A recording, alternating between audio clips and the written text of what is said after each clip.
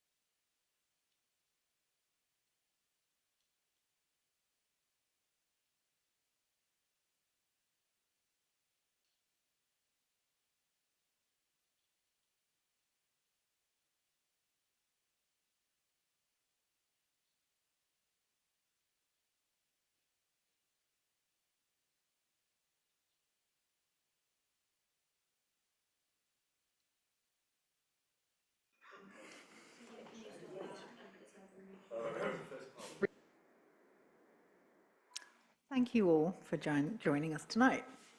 This is a meeting of Frome Town Council's Community and Place Committee. I'm Carla Collinette, and I'll be chairing this evening's meeting. Just to remind everyone, we've got people online and here in the room. For those in the room, a little housekeeping. The emergency exit is in the rear corner of the room, and the assembly point is the far side of the car parks. Toilets are at the end of the corridor on the right, over there, and there's an accessible toilet to the right of the lift. Help yourself to a cup of tea or water. Tonight, Peter will clerk, Laura and Becca will manage the minutes, question boards, participant settings and the IT generally. The meeting will be recorded and posted on our YouTube channel. For those councillors attending via Zoom, please use the yellow hand, and for everyone else asking questions through the question and A board. Do we have any councillors online? No, okay. So first on the agenda, we have a brief presentation from Frome Welcomes Refugee Group. Thank you. Thank you, Carla. So hello everybody, I'm Claire Hine as part of Frome Welcomes Refugees, and Jean Bolton, many of you will know as a previous councillor.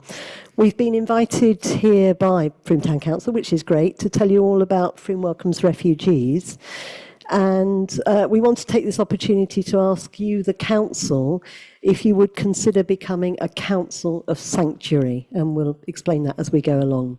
So I'm going to do a little bit of the background, and Jean's going to pick up on where we are currently. I think the first thing to say is that we are an unelected group. We haven't got any formal constitution, but we are recognised by Frome Town Council. We have got terms of reference, and we have got protocols for disbursement of funds. Jean's waving these bits of paper around. So we were set up in 2022 by Luke Wild from 2050, the company 2050, Peter McFadden, who was a previous councillor and mayor, and by myself. And I was invited to become involved because I'd had an awful lot to do with the Syrian refugees when we welcomed them to Frome years ago now.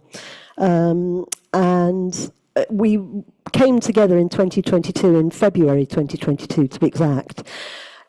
in response to the Ukrainian situation, which, as we know, was about to start exploding and subsequently did.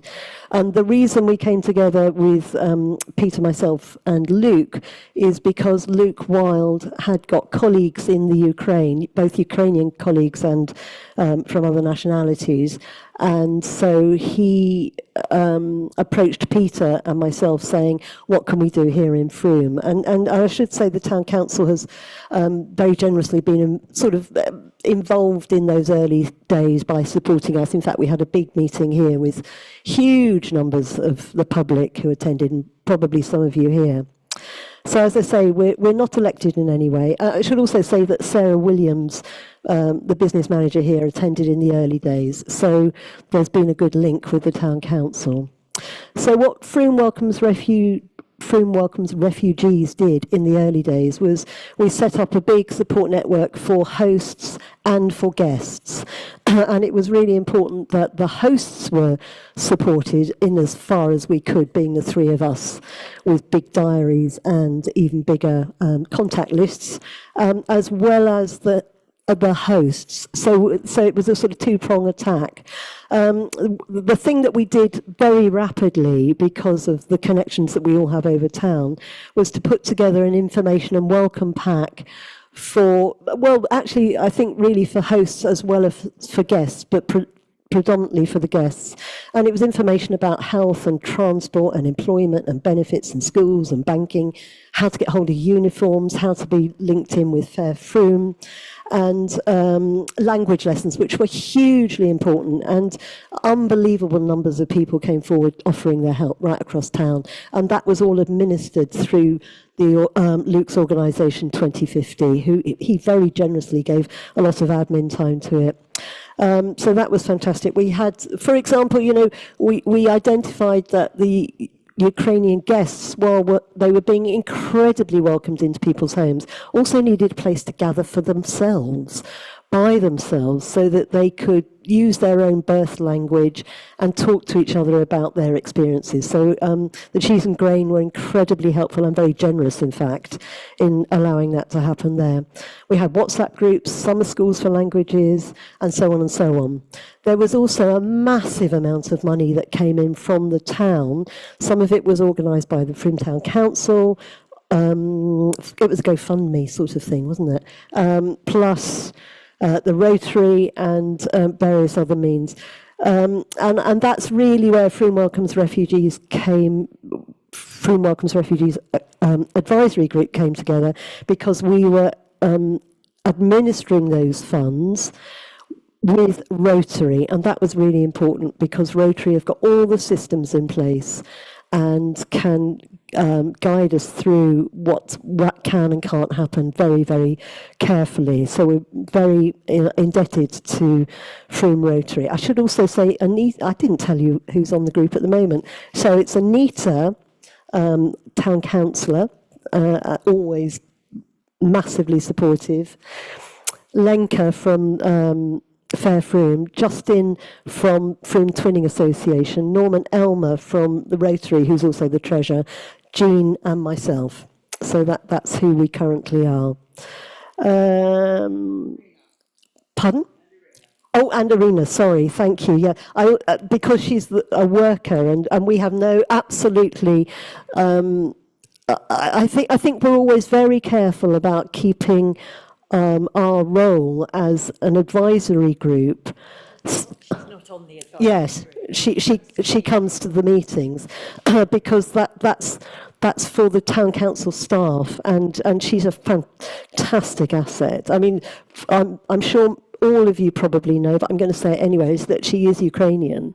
So she's been absolutely, I think, invaluable to the town and to the displaced people, because life moved on. So in terms of the funding, which we've alluded to, there's currently just over £20,000 in that account, which is a substantial amount of money. Quite a chunk of that was raised for our twin town of Rabka, and it was held by Frome Town Council in a ring-fenced account. But in conversations, particularly with Justin and Sarah and Rabka. Rabka said, look, you know, it's very, very kind of you, but actually we don't need it, because they were having money from central government, and they were clear that the generosity of Frome people was really heartwarming, but actually they didn't need the money. So through the proper channels, that came into the Rotary account that is held, and we support the disbursements of small amounts of money. I mean, on small and larger things, which Jean will talk about in a minute. Yeah. And the money is used for, you know, things like transport or small household items, particularly language lessons and textbooks in all the community languages of the displaced people here in Frome. So in 2023, bringing us sort of much more rapidly up to date, the Welcome Hub came into existence through funds from government via Somerset County Council, as it was at that point, through Charis, who's a charity based in Taunton, down to Frome Town Council, and Frome Town Council then employed members of staff, which is where the hub came into existence. And the hub, I just think Irina and colleagues, and it is colleagues, because it's a broader thing than one worker who works, I'm sure, incredibly hard. So to bring you all up to date with the figures, there are 149 refugees or asylum seekers in Frome, or the very immediate surrounding villages, and they're predominantly from the Ukraine, as well as Syria, Eritrea, Kurdistan, and Honduras. So there's a spread of displaced people being very well supported, I think, in town. But I'm going to hand over to Jean, who's going to tell you about Council of Sanctuary, and of course we'll take questions at the end. Thank you. Thanks, Claire. So I think what we're trying to convey is that Frome Welcomes Refugees has no formal status. It was kind of put together from the community. There was a lot of fundraising that went on in the early days, and continuing fundraising through Rotary, who keeps lobbing more money in from time to time. So there's been a kind of, a holding of the funds. And the reason, to make the point that Irina and in fact Sarah Williams, when she came to the meetings, was always very clear she wasn't on the committee, because in a sense we're trying to make decisions about how the funds should be spent, and Irina is then, taking those funds and using them. So we have a continuous dialogue with Irina about, we've had a request for this. What do you think? And we've got, we've set out kind of terms under which we make decisions about what is appropriate and what isn't. So there's something about us as independent. A number of people. It's been great, Lenka being on the committee, because we do a lot with Fair Frome, as much as we can in both directions, and also with Rotary. So when the refugees were starting to get homes, we helped with getting them washing machines and utensils of various sorts, and they would go to Rotary and they'd go to Fair Frome, and we've worked very closely with Fair Frome. So that's kind of one aspect of Frome Welcomes Refugees, and the other aspect is to do with advocacy. So we try to hold ourselves as a body that advocates for fairness in treatment of refugees and asylum seekers, and kind of, raise a voice in the town for that. And that's the link with the second part of this. So we first of all were asked to come along, to just tell people who didn't know much about us what we do. And Anita's obviously on the committee and knows, in detail what we do as well. But the other side of it is this idea, which is to become a council of sanctuary.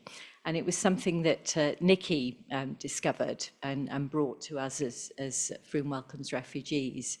And it's a national organisation that started off in 2005 in Sheffield, and started by asking cities to become cities of sanctuary.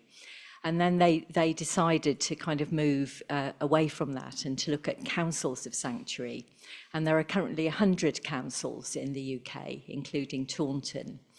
And it's a sort of kite mark in a way. So there are no commitments from us. We have to put in, if you wish to take this forward, would put in a proposal to them. You'd have to fill in an application form.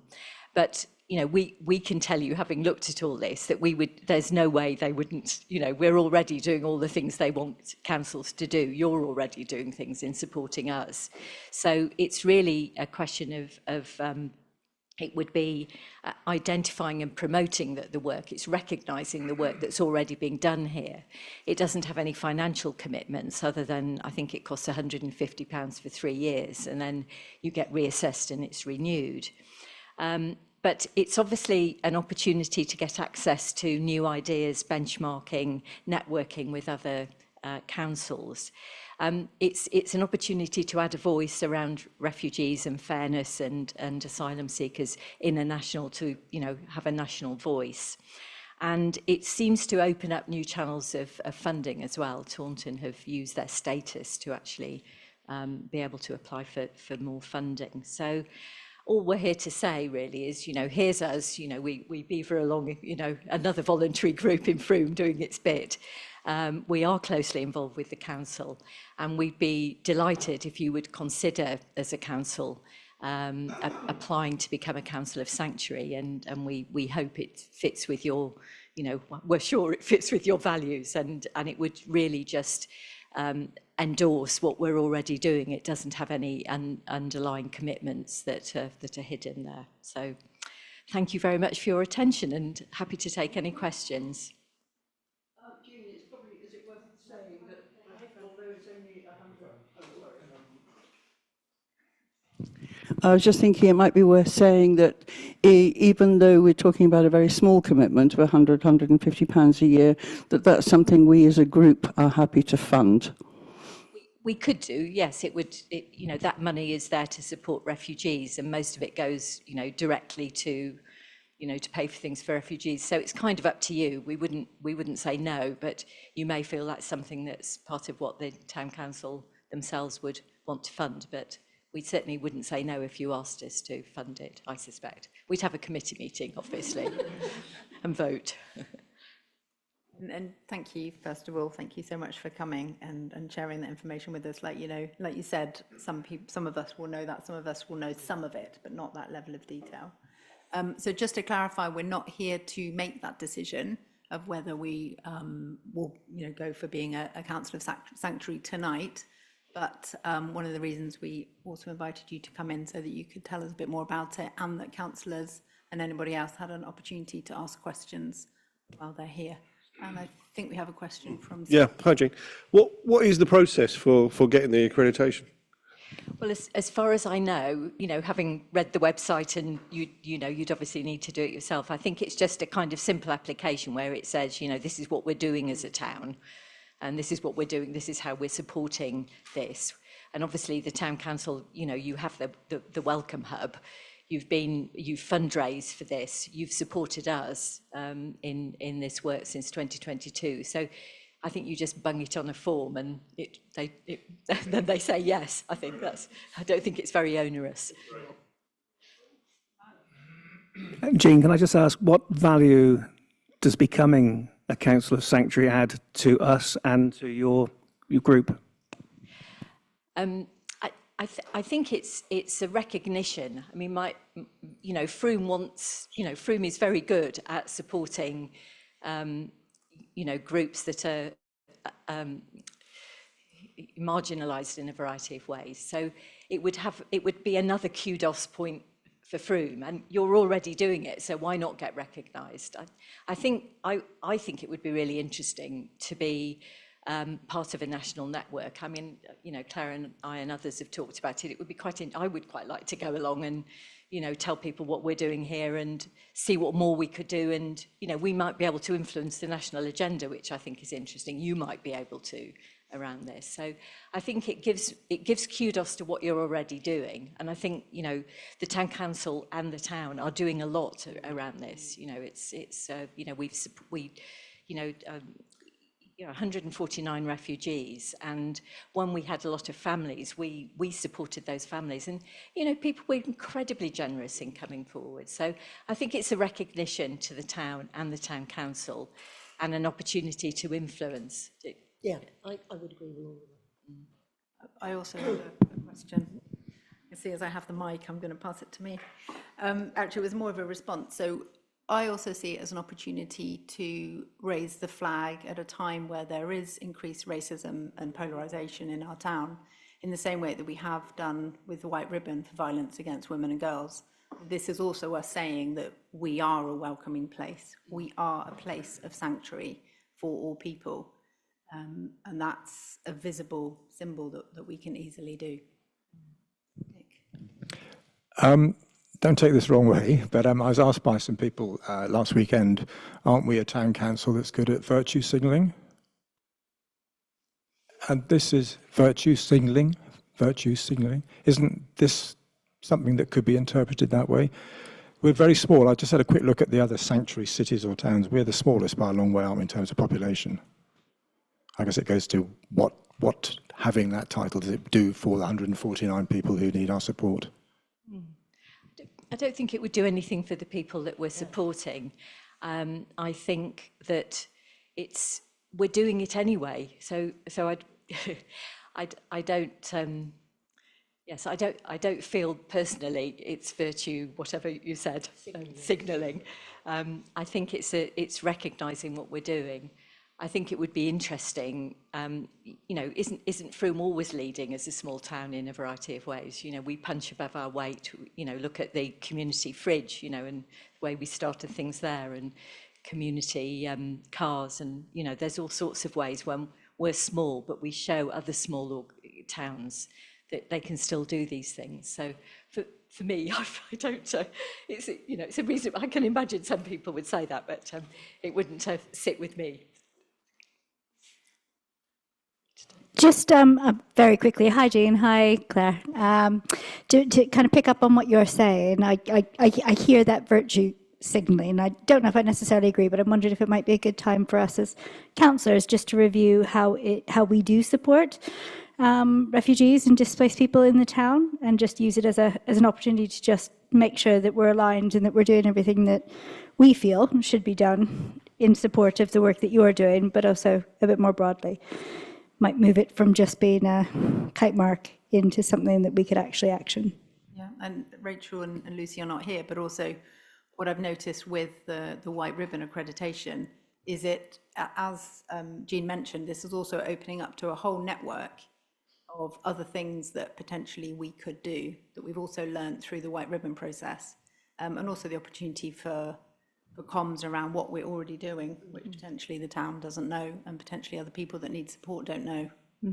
And also just to say, it isn't in a way what we're doing, it's also what you're doing. The Welcome Hub is here, Rotary are doing it, Fair Frome are doing it. It's, we play quite a small part in this, just keeping bobbing along. And it was really the generosity initially with Peter, Claire and Luke Wild who really got it going. And then they dragged me in for some reason to be the admin person at some point. So I managed to duck that eventually, but it is really you that's doing it, and I would be really pleased, and we would hope as a town, I'm speaking as a town person, that you would want to take this forward. I really appreciated all the work that you've done, and it's been great to hear the detail today. I think I'm a little bit with Nick, though, that there is a risk of us diluting the impact of the statements that we're making if every month we're tying another flag to our flagpole. So I look forward to an interesting debate when this comes forward to a council meeting on the actual decision making. Okay. Do you want to come back to that?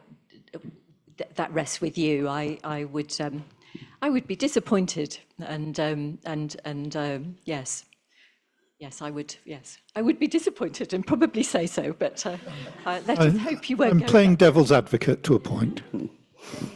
I think I would take issue with you, Andy. I think by diluting things, had lots of little things coming on every month. I think it's just adding weight to the fact that overall we are a very concerned council about the minorities in the town who maybe don't get spoken up for. I mean, not only supporting the White Ribbon and something like the Council of Sanctuary, but, even the sort of Walk Safe and the Walk and Talk and the work that Ted Prendergast does to help LGBTQ people find a safe haven. There are so many things in the town, and I think collectively it shows quite a good, compassionate heart that we have, and I think that just adds power to our bow. So, Thank you. I think we have Tracy and then Lenka. I'm just joining in with Anita, really. I think virtue signalling is about signalling, and this is, as somebody pointed out, already being done. So this is action, and it's telling people what we have done, and that we continue to do it, and it aligns us with other people and places. And I think virtue signalling is terrible, but we aren't signalling, we are trumpeting. It's okay to tell people that you care about something and that you're great at it. Yeah, I was just going to add that obviously this actually would link in, I can't remember which meeting it was, but we spoke about racism, or I spoke about racism and the increase, and we've already had a meeting, Nick, with Lucy, and some of the people that have been experiencing increased racism in the town. So this actually, to me, would fit quite nicely with that. We haven't started, we are working, some of the parents are working behind the scenes to get the other campaign going, but this would fit nicely, I think. I just want to say simply, wouldn't it be weird if we didn't do it with all this work that we're doing? So the opposite of virtue signalling, we're doing all this work, and so for us to even be having a conversation like, why wouldn't we do it? We should be doing it. I was also just going to add, if you were to do this, speaking for myself, I would be really interested in getting involved with the Council of Sanctuary National Organisation, and seeing what we can learn from it, seeing how we can influence upwards. If we're trying to make the world a better place, all of us in a variety of ways, then looking further than, looking how what we do in Frome can actually influence other parts of the UK and the national policy would be something I would personally be interested in. So if you don't do it, I shall sulk. Oh, that would be terrible. So what I'm hearing is there is general support, although we're not in a decision-making, there's no recommendation at this stage. But when this comes to council, if someone's willing to make that recommendation, I am hearing general support for that. There is a concern that we absolutely make sure that the town knows that it's not purely virtue signalling, that we are actually doing. We're virtue doing, not virtue signalling, and we just would like a flag to show that. No, I'm joking. That actually there's incredible benefit from having this Council of Sanctuary. Yes, we may be the only small town and parish council that's doing it, but that's never stopped us before. Why not? Okay, thank you. You're very welcome to stay for the rest of the council meeting. We won't be offended if you don't. Thank you.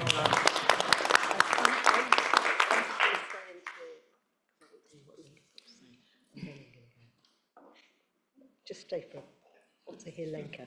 So we are going to move on to apologies for absence. Do we have any apologies for absence? We have apologies from Fiona Barrows. Anyone proposing we accept those apologies?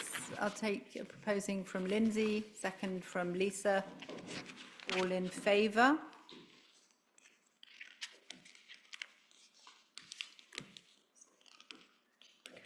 Anyone against accepting those apologies? It's unanimous. Okay. Any declarations of councillors' interest? Anne? Although it's not for decision, I am declaring that I am chair of the trustees of Fair Frome because we're about to hear from them.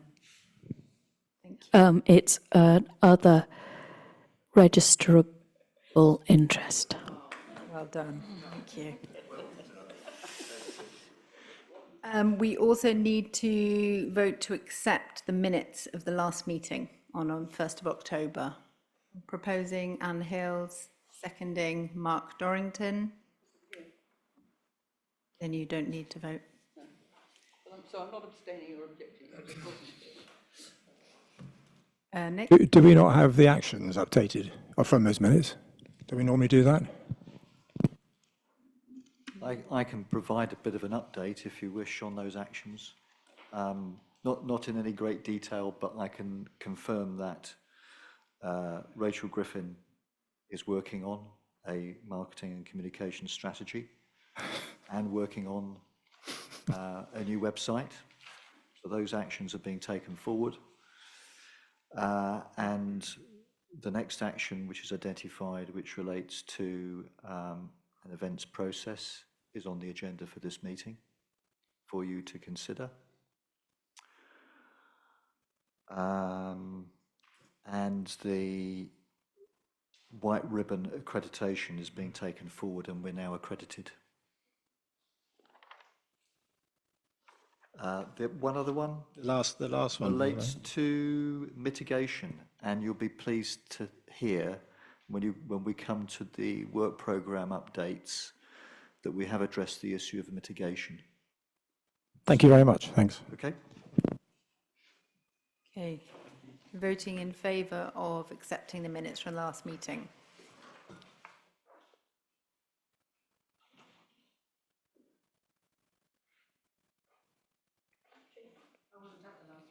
Can I ask if that matters, if you have to be at the last meeting, if you can review the minutes online? I've never heard that. If you agree that it's an accurate record of the meeting, then you are quite entitled to vote. But if you don't feel able to vote, then you don't need to vote. So that's a majority. And Anita. I don't know how you can see that the minutes were correct if you haven't attended the meeting. Of course, and if you wish to abstain on that basis, then you're quite entitled to do so. Sorry? Did you watch the video? No, I didn't watch the video. So Anita, we're recording an abstention from yourself. Okay, we'll do that. Thank you. Okay, any questions and comments from the public or councillors? No? Nick? I'm going to stop talking after this, I promise. I was contacted by Woody, our wonderful barrowman, or actually not ours, but Somerset's wonderful barrowman, to say that the bins in St John's Churchyard and Vicarage Street are falling apart, and there's string holding them together. And I think they're on the list to replace, aren't they, Katie?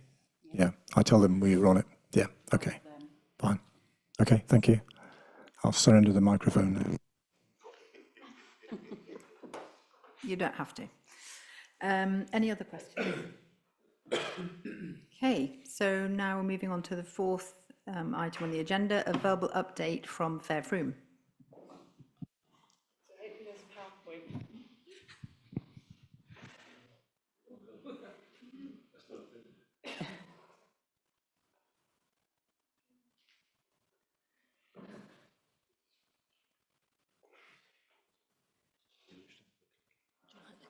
Oh no, can you do it for me, Laura, please?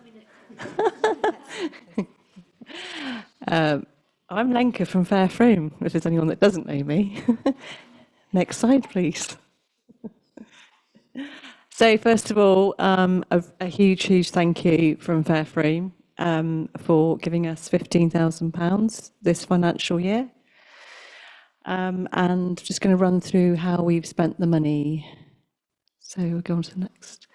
So food bank in 2025, so here are some figures for you. So these are the number of food parcels that we gave out from January to December 2025.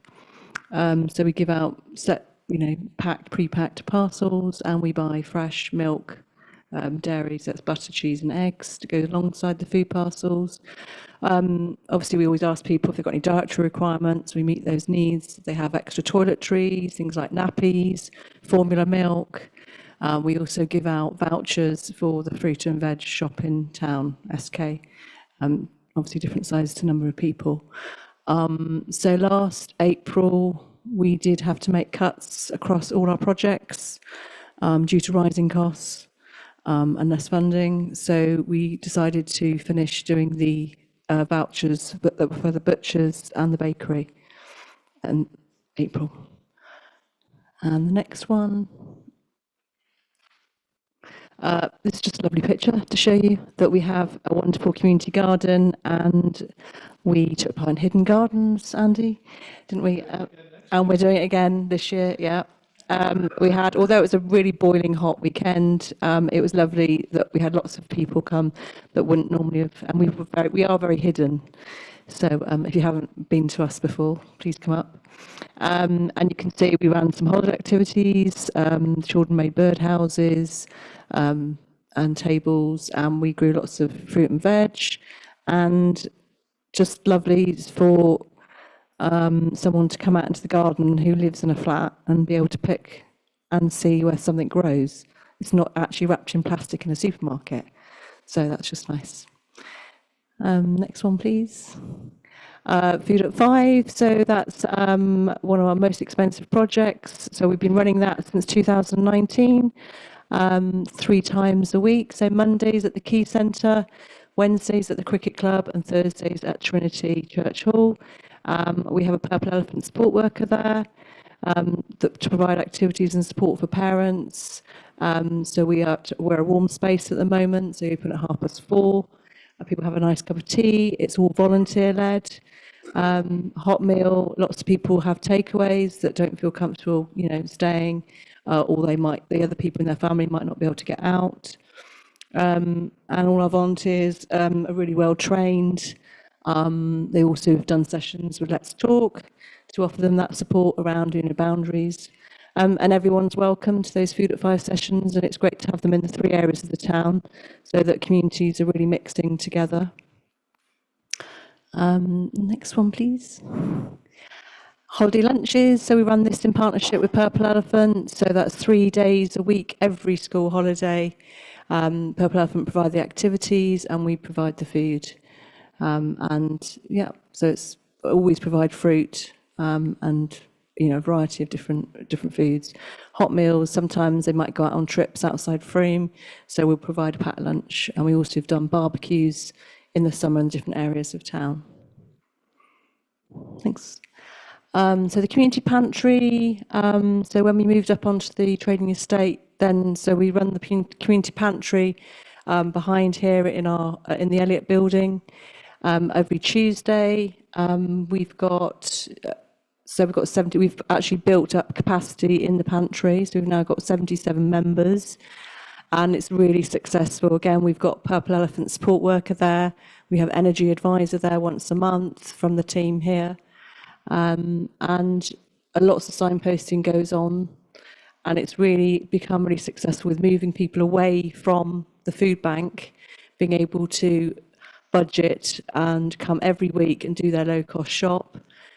People can pay up front for the month, so if they get paid, it really helps them to budget and not spend that money, on other things to stop them from doing that, really. And it's kind of more, it's giving them more that choice. And we also have lots of people that go to the pantry that wouldn't come to the food bank, for example, the other way around. It's going really well. Other projects, obviously, we run a furniture bank. We have a furniture bank coordinator that works 4 mornings a week. We collect, obviously, lots of items. We repair where possible. So Domesticare, we pay them to go out and they can repair washing machines or cookers. If not, we try to recycle as much as possible. But we do have to buy new cookers, only electric, because gas is just too expensive, the installation costs. So you can see we've saved last year 6.7 tonnes from landfill. And we're providing, everything from a kettle, bedding, up to wardrobe, full households. Recently, we've already done 5 properties, so the Marigold Fire residents, so that's full households, and we've helped with that. Baby Basics Bank, so you can see you supported 29 families. That's, again, we try and recycle as much as we can, but obviously lots of things you can't, you need to buy new, things like stair gates, new mattresses for things due to health and safety. So we were doing Sunday lunches. We got that money through the Household Support Fund in partnership with Purple Elephant. We carried on for an extra year, but we did have to cut that last April due to funding. And then assistance scheme. So that's the kind of things we do there are school uniform. We work with Rotary for that, and it could be we pay community drivers, so we work with them to transport to medical appointments. Carpets, we work with Rotary and Lions and Kevin Corcoran to supply carpets. It could be some textbooks for somebody. We're quite flexible with the assistance scheme, but it's all based on referrals, so it's whatever, that referrer deems for that family. So Christmas, we supplied 150 extra Christmas food parcels, and we actually wrapped a lot more presents this year, so 425, that's bespoke wrapped Christmas presents for children. And that was including Christmas Day. And we were part of the Frome Christmas Get Together team. So they they sit under us, so it comes under us with regards to insurance, safeguarding procedures. And there was 200 meals on Christmas Day, so that was in the assembly rooms this year. There was about 100 sit-ins, about 80 deliveries, and that we had a lot of actually walk-ins this year. Yeah, and we then homeless support. So that has increased a great deal. So there's 40% more rough sleepers in the last year. We've got people coming for showers every week. We do washing. A lot more people in temporary accommodation. So lots of sort of no cooking parcels. And we have a GP, inclusion GP, that comes once a month. The NHS nurses usually pop in every week. Popped in today to get some food for somebody, or it could be clothing, or some gas canisters, or various bits and pieces. We really link up. We have monthly meetings with the police and the homeless outreach team. There's lots of joined up there. Thank you, Laura. Well, as I've just said, obviously we work in partnership with the homeless team, the housing officers. We run a housing drop-in. We've managed to get that back. Somerset Council, housing drop-in once a month on first Friday of the month, by just kind of nagging, really. And sometimes, for example, the other week, I actually got asked to go out because they were short-staffed. So I went down the library to meet a homeless person and chat to them, and because we had SWEP, cold weather provision. So that was like for a couple of weeks, so they're quite heavy on the workload. So it was really joined up, and actually it ended up being that it was a missing person, and it was joining up with the town council and sharing that information, obviously in partnership. So today, Hannah and Laura and I have had a really good meeting regards safeguarding and just joining up and communicating really well. We have Free Medical Practice Digital Connector comes once a month to our building, and we've got Citizens Advice every Friday, which is really, really great. That's really, really helped people. So food parcel numbers have dropped slightly because we believe lots of people have moved to the pantry, which has been really successful, them to control their sort of budgeting finances, and also because people are getting more signposting and more supports with having Citizens Advice on site, face to face, so people can actually bring all their letters that they haven't opened and address those issues. And there's a massive long list there of people that we obviously work with, and we host referrers meetings. And I think is that the last one? No, because we're on all that actual money here. And Beverly is here, who's one of my trustees, not my trustees, but everyone's trustees. Thank you. Am I heard okay? I'm not going to run through this in detail, but I just want to say that we have a diverse range of income, mostly which we can't control because it comes from the wonderful people of Frome. And the one grant we've always been able to depend on, and sometimes the only grant we've had, is the one from Frome Town Council. So it is in fact what I call our cornerstone grant. So thank you so much that is the one thing we know in the past few years we've had as our grant. Now, Lenka's mentioned a couple of times that we've had to make changes to the way we purchase things and some of the services that we provide. So we're now looking really to focus on how we bring in more funding through grants. For example, we might want to bring back Sunday lunches, we might want to change the way we deliver our services, but we now know we've got to underpin that with funding. And the reason for that, as it says there, in the financial year 24-25, we chose as a board of trustees to spend over £60,000 of our reserves in maintaining services, which was great. It was the right decision, but we knew that wasn't sustainable, that within a few years we would not exist if we carry on like that. So that's why we made some changes. They've been very successful.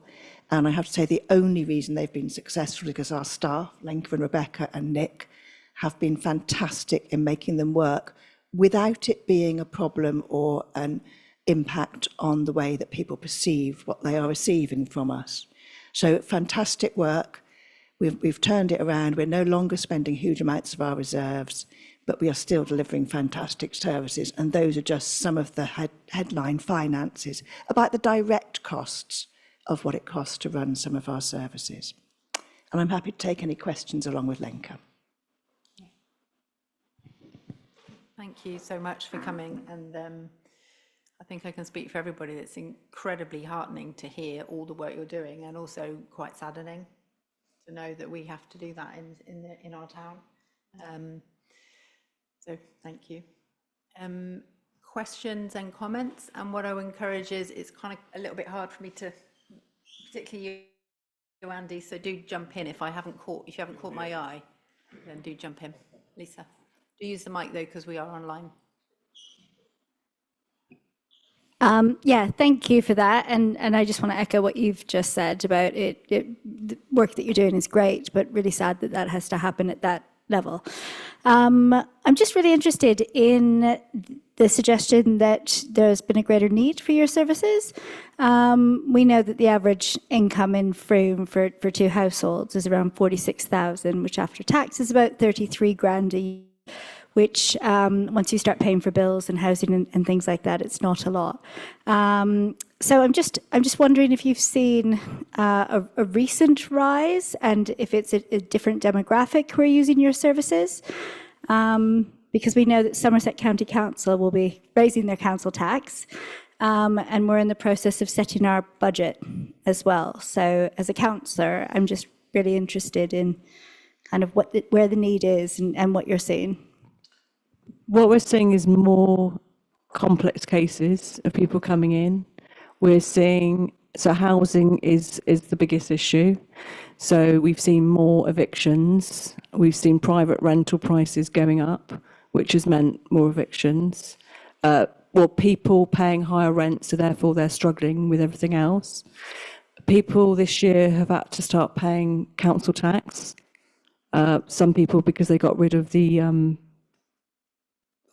reduction, you know, there used to be, the council tax reduction. So people have been having to pay council tax that haven't been able to before, that haven't had to before. And general food costs have gone up, and wages. So quite a lot of people are working, and their wages are just too low to meet their costs. So I haven't been part of the budget setting process this year, but I'm assuming that you're one of our consultees for the budget, and I'm just wondering if you've had any thoughts about how a budget increase or a council tax increase would affect users of your service. Do you want to... Sorry, I'm going to put my other hat on, which is a citizens' advice volunteer. So, for example, the thing that Lenka said about the council tax reduction changes, that since we stopped being Mendip and became part of the wider Somerset, a lot of people who were on disability benefits, they were discounted, and therefore they got a 100% reduction. That sometimes means as much as £100 a month they have to now pay on council tax. they didn't have to pay before. So I just wanted to play that in. That is a big change. When we talk about any changes to council tax, if you were used to getting 100% discount and now you're getting 10 or 20% discount, it sounds great getting a discount, but not if you've got to find the money and you didn't have to. So I just want to put that in the context of your question about how we might think any change in council tax affects the users of our services. I'd just like to add that obviously last year I did speak against the rise, the town council rise in precept. It was 29%, I think, last year, wasn't it? Obviously, any amount is going to affect people. Last year was pretty hard, and this year has been pretty hard. And if Somerset Council is going to talking about 11%, 10, 11%, that's going to be a lot of money to people. Yeah.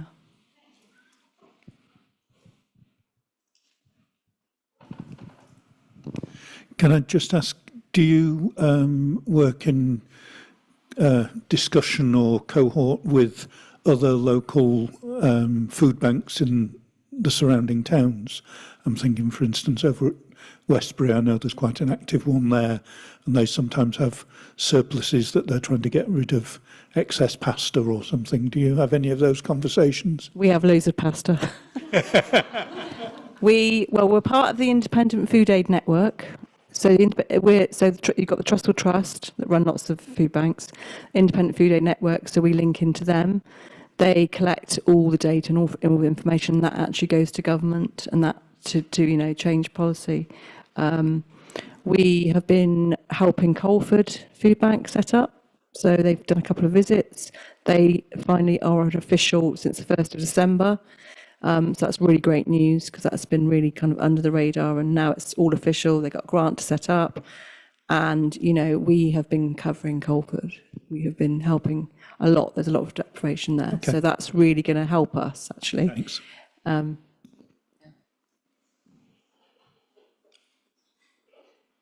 So you mentioned that you were having to dip into your reserves last year so that you could continue operating or running the services that you wanted to.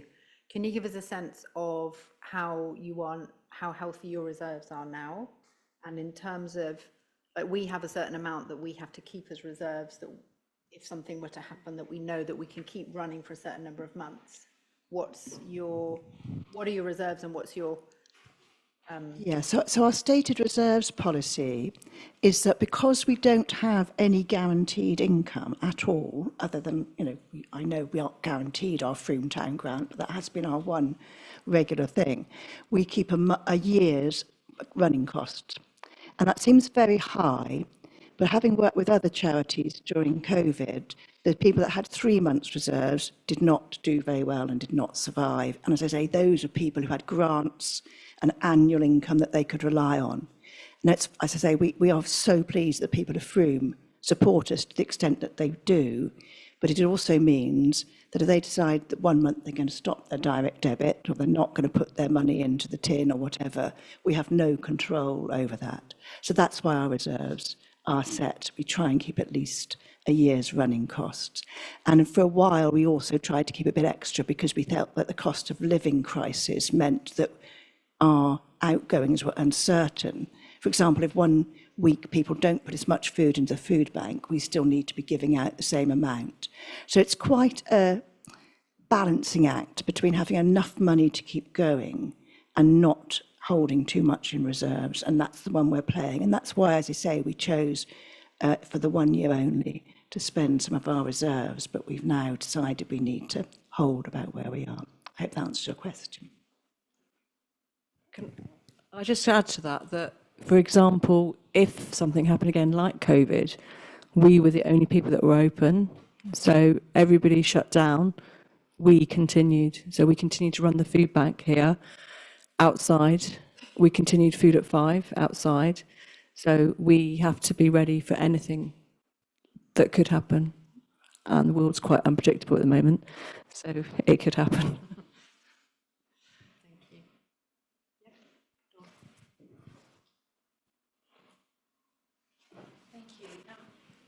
is there anything that Somerset Council can do for you now? Is there anything you need specifically from Somerset Council? Well, where do I start? Oh, we have lots of time. I'm not going anywhere. I mean, I can have a meeting with you anyway, but if there's anything specific, I'm happy to take that forward. I probably think the housing department. I mean, I know the thing is that there's a lack of staff, there's a lack of finance, but housing is definitely, the communicate. I mean, I had someone phone up yesterday who had not been told about our services at all and has just been put somewhere with children, and just like using other methods, and just I can't say too much, but there's just all these cases that they're just being left to their own devices, not even knowing about the services that could help them in really dire situations.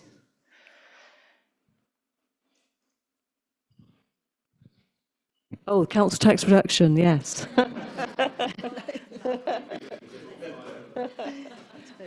Right, so unless there's any more questions or comments, I think we're going to move on. Thank you so much. You are also very welcome to stay for the rest of the meeting, but we understand if you want to stay. Okay, thank you. Thank you. It's all right, I'm too far down the list. So now, Matt, you're on. An update on the Climate Action Work Programme. Okay, yeah. Sure. Thanks.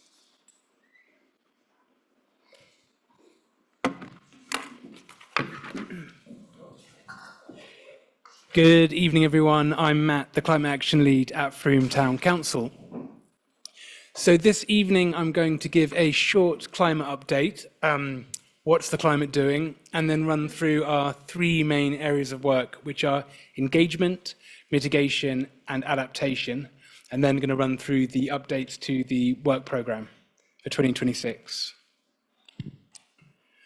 So just on the climate update front, we probably all know that it's getting hotter, but the Met Office's statistics are out, and last summer was officially the hottest on record in the UK since records began. So that's incredibly sobering, and you can probably see there that it has jumped a bit, and scientists are concerned that the rate of change is speeding up. And I suppose the question we might ask is, it's the hottest summer we lived through, but will it be the coolest summer that our children live through? So how hot is it going to get? This graph is really interesting because it shows the upper trajectories of what happens if we take very little climate action, and the lower trajectories are what happen if we take really proactive action on climate.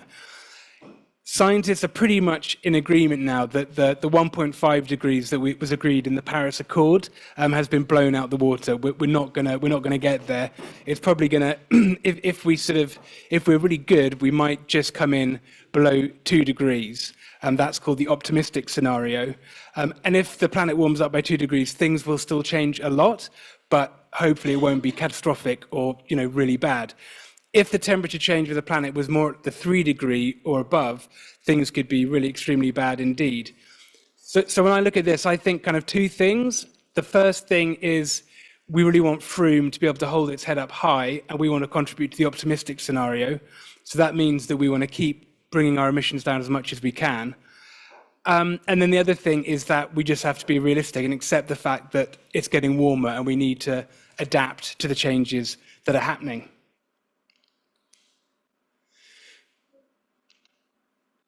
So just a brief overview on the past year. We've made lots of good progress. There's loads of energy in the town. People are really energized on the issue, so that's fantastic. It's really great doing this work at Frome Town Council because I might have thought that some of my role would be persuading colleagues that we should take climate action, but it feels like it's really part of Frome Town Council's DNA that that I don't have to spend any time persuading people. The question is just what should we do and how can we be as effective as possible? So that's really good. For the last 3 years, Green and Healthy Frome has been the umbrella for a lot of sustainability work in Frome, and that is now coming to an end in March. So that's shaping a lot of our thinking about how we can use that as a springboard for what comes next. Within Green and Healthy Frome and the Frome Town Council team, we had some personnel changes. So Sally Richards, our retrofit lead, left just after I joined, just over a year ago. And Owen King, the evaluation lead, moved internally at Frome Town Council. So that was challenging, but we then had Green and Healthy Frome budget underspend to use. So we repurposed that, and that was really interesting to have an opportunity to try things we weren't doing before, and that's shaped us figuring out how we should rejig the work programme for next year. So the first area of work is engagement, and we want to be a really useful information resource for people in Frome. So if they want to talk to us about climate change or find out what they can do, we're here for them. We've updated the Frome Town Council energy pages, and it's on the list of things to do to update all the sustainability pages, because some of them are quite out of date. But we feel like if you're interested in renewable energy or retrofit, there's a really useful resource there, and we're going to work through all the pages. We've had a really big promotional push around renewable energy and retrofit, which I'll come on to next. And we're starting to think about rebooting a green directory for Frome, so that if people want to do things, there's a database in one place they can draw on. We've done a series of climate events, several around renewable energy for homes and businesses. Healthy homes and retrofit pop-ups have been going on. And then we did an adaptation workshop at the Cheese and Grain and a Vision the Future event with Rob Hopkins to follow that up, which I'm going to come to in a few slides. So mitigation, which is us reducing our emissions, the top two are the main things that we've been working on, which is renewable energy and energy efficiency, how efficiently buildings use energy, which we also call retrofit. And then the third and the fourth we've been doing less on, active travel and materials and reuse.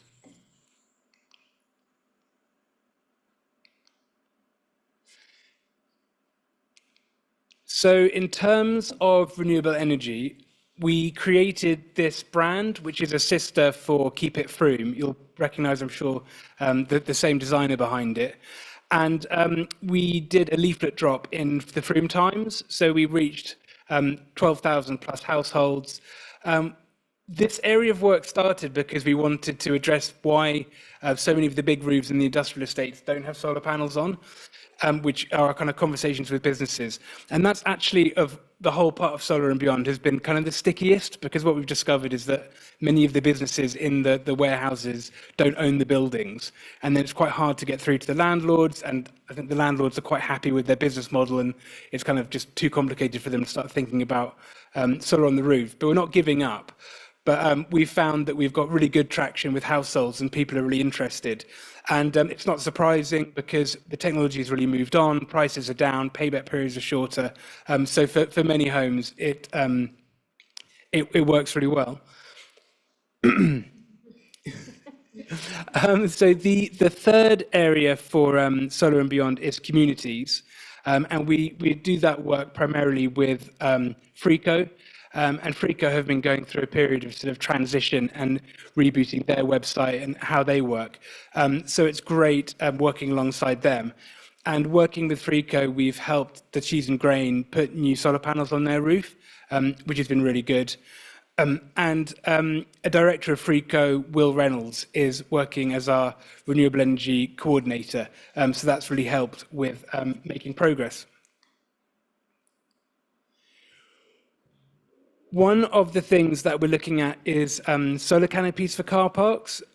We think this could be brilliant in Frome because they very efficiently use space. So although it's cheaper to put solar panels on roofs, Frome's quite higgledy-piggledy and a lot of roofs aren't suitable.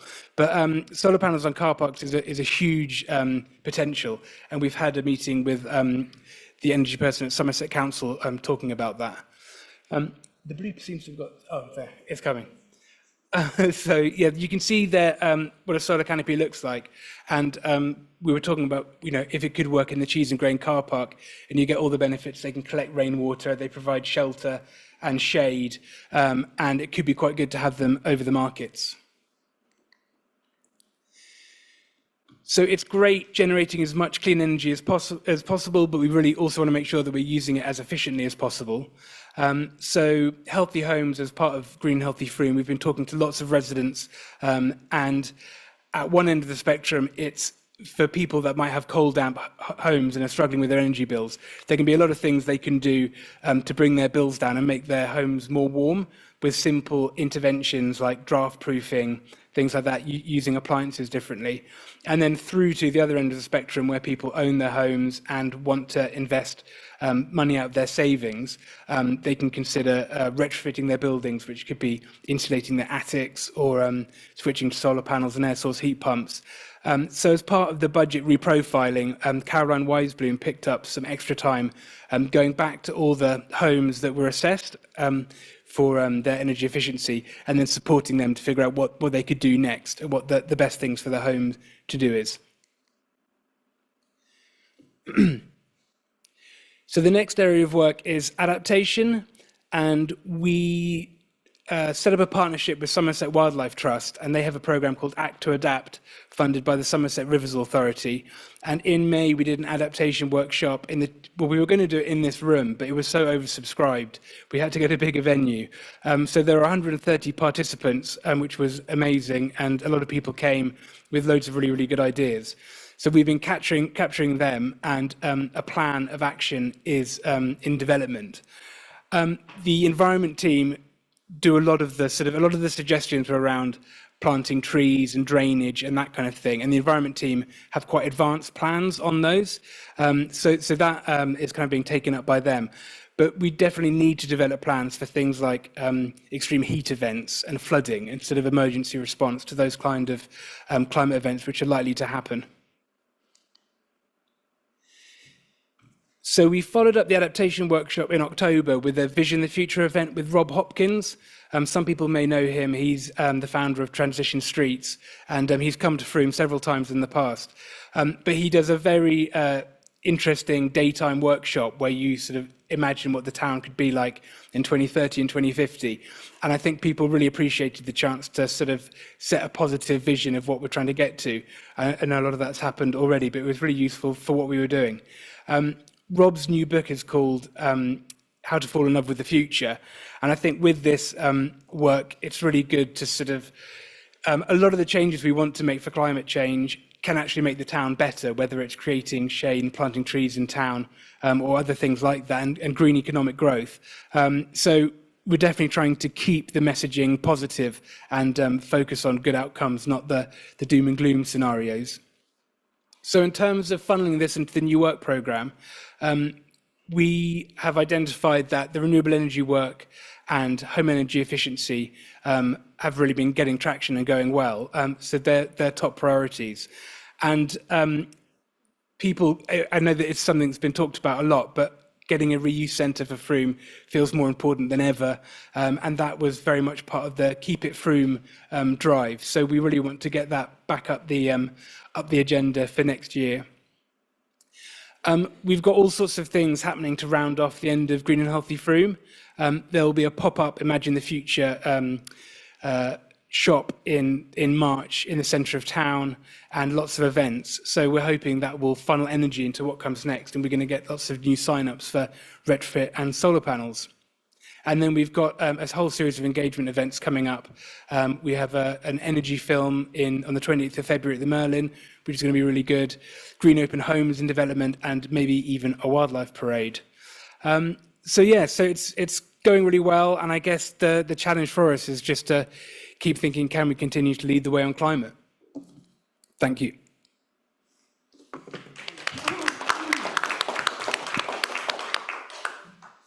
Thank you, Matt, and well done for carrying on seamlessly with no slides. Any questions or comments? Andy? It's just this one that turns on and turns off. Two things, I think, from me. First, are you already working with our local schools to look at opportunities for solar panels? Thanks, Andy. We've been having those conversations, and that Will's been kind of picking up on that. We've discovered that we need to go through the multi-academy trusts rather than sort of straight to the schools. Yeah. And it may well be that there's a new grant that's come in that means the schools are going to do it directly, but we've opened those conversations, and if they can't do it with the grant, we'll try and help make that happen. That's good to know. And if I can help any contacts into the local trust, let me know. I've just come from Oakfield School, where there is, they've just published their own climate action plan, which I'll share with you. They've given me permission to share that with you, so it'd be good to get your view on that as well. The other piece, and maybe this is something that Dawn might want to pick up on, because I guess it's more Somerset than us, but it struck me, we were talking earlier about SWEP being active for cold weather events. I wonder whether we need to start looking at a version of it that's active for high heat weather events. Sounds like a very good idea.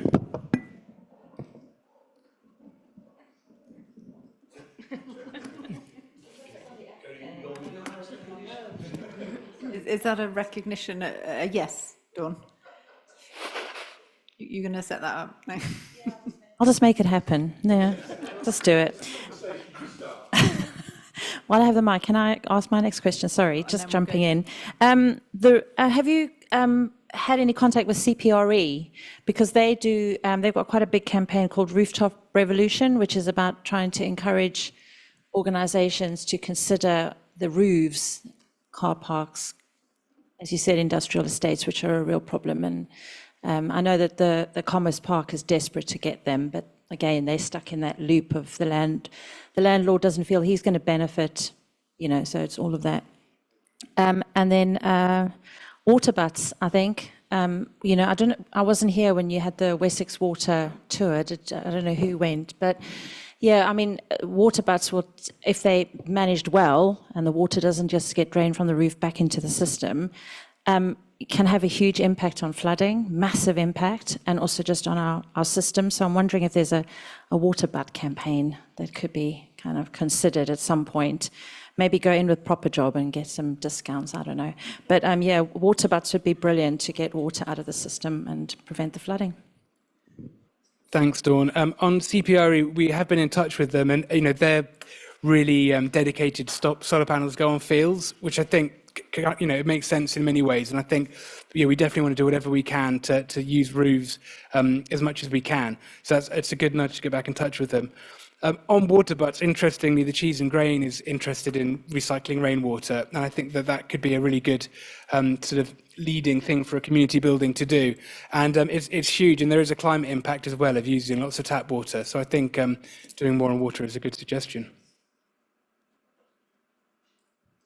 Thanks. Thank you, Matt. I think that a lot of the work you're doing is absolutely fabulous, and I'm sure makes a huge difference to a lot of people in terms of their outlay and expenditure. So I think it's all really good stuff. The one thing I did want to pick up on, you mentioned some lovely,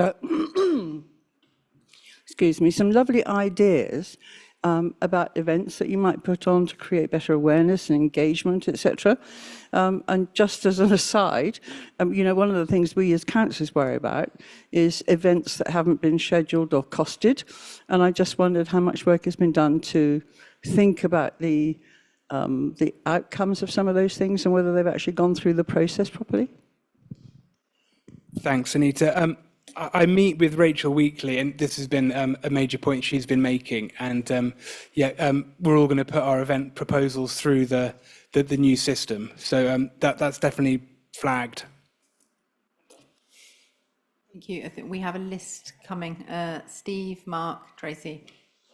Sorry, I just come back very quickly on that. It's not finished yet. Just really because one of the concerns is that much as it's wonderful, and I think there's so much inspiration comes from the staff, ideas coming forward for events from the staff are just a little worrying in terms of, you know, whether they really, I mean, I don't think there's any doubt that the work you do fits completely with our strategy, but it's whether or not, you know, in the grander scheme of things, it's something that we really should be focusing on, that's all. Just going to pass that to Peter. We do have this coming up on the agenda as well. Yes, but this is a conversation that we're going to be having within the management team, and to ensure that the events that we're involved with align with the council's objectives, and we're mindful the resource implications of getting involved with them. So that's a conversation we're going to have within the management team following the conversation this evening around the events process. Steve. Thank you, Carla. Thanks, Matt. A couple of things just to that I think we can move forward at some point. The active travel side, we're pushing developers. There's 3 or 4 developments in the pipeline around Frome on the Section 106 to give money towards the LC WIP program that we have because that's very relevant to them. So maybe we can take that offline and I can tell you what's going on there. It's all various parts of the town, so I think there's 6, isn't there, that's been planned. So we can have that. On the water butts, I mean, the Wessex Water presentation, and again, this is something that we're sort of going to try and put into planning at some point, was about capturing grey water and using grey water in new developments. Now, how much traction we get on that with developers, I don't know, probably not a lot, but certainly in terms of rainwater capture and using that rainwater in gardens and not letting it sort of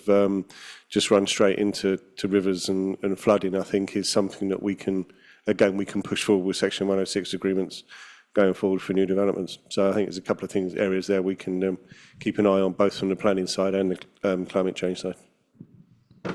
Brilliant, thanks, Stephen. Looking forward to our meeting. Okay, Mark, questions still relevant? I hope so. Checking. Checking. What's the capital of Peru? No, I'm very interested in your canopies producing electricity over car parks. And as you say, you see it all over France, and it's really a good thing. I wish you luck with trying to get anything done in the Cattle Market car park.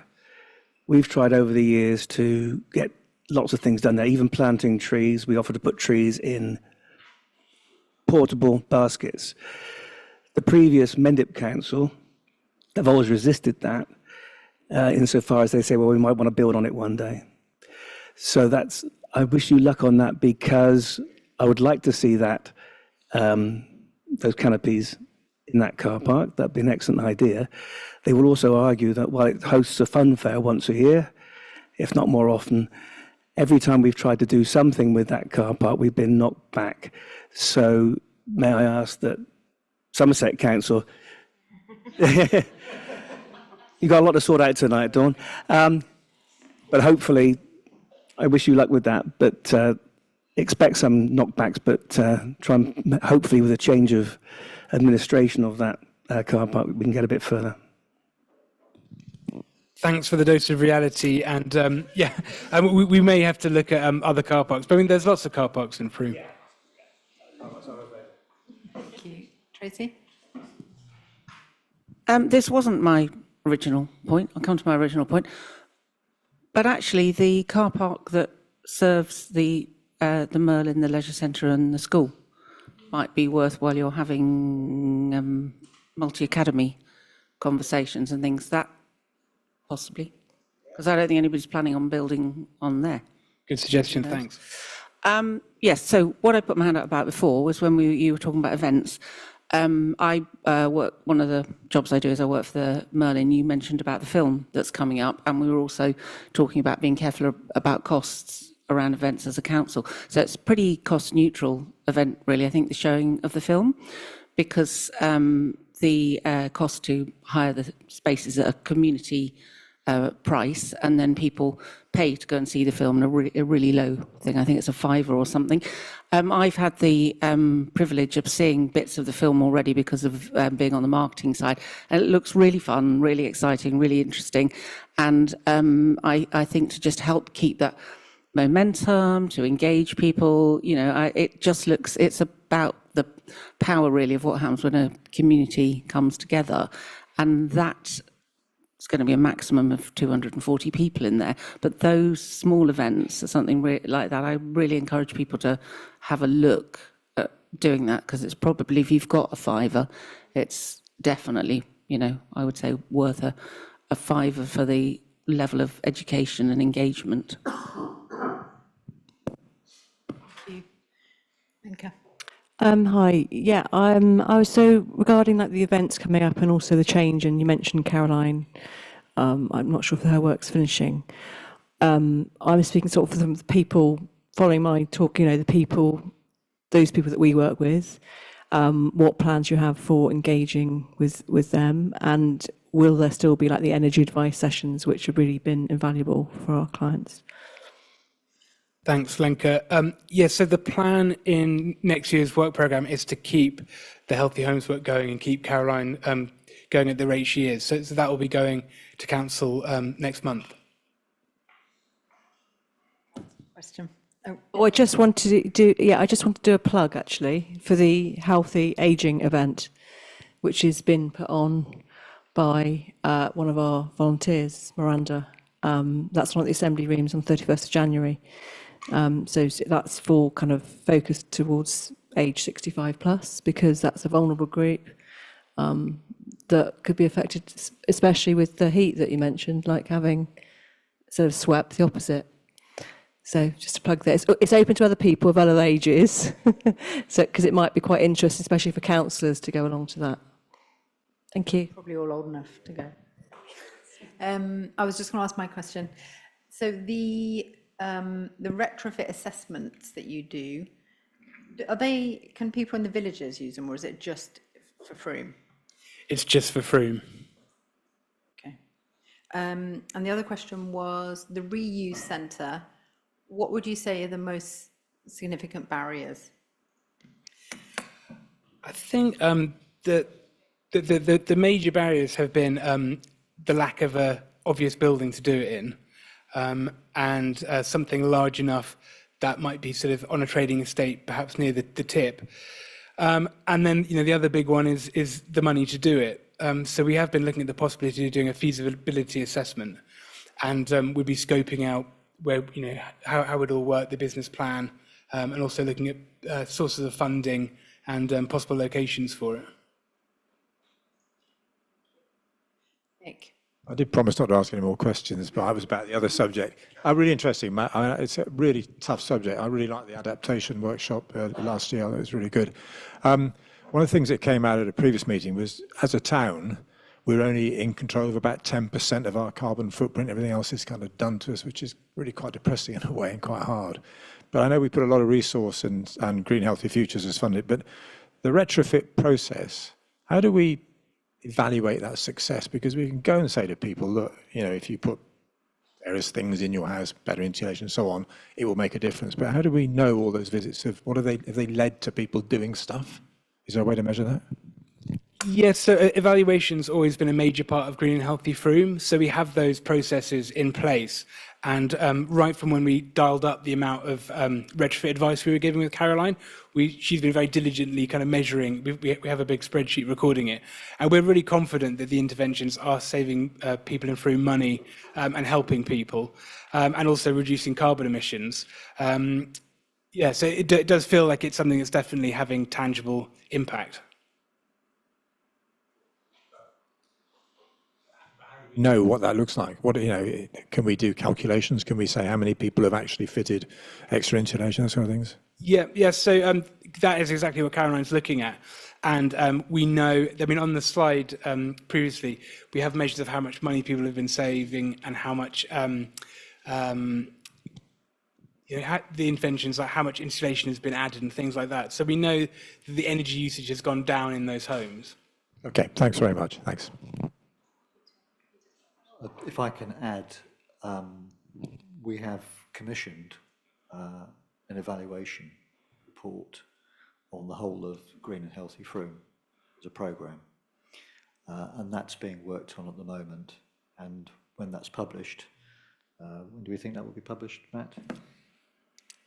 That's coming out just before the end of Green and Healthy Frome at the end of March. Yeah, so we'll make sure that information is made available to councillors and of course to the wider community, so that everyone understands precisely what Green and Healthy Frome has achieved so far. But as you'll have heard, I mean, the hope is that the effort around retrofit and renewables in particular can continue obviously that's a debate for another time.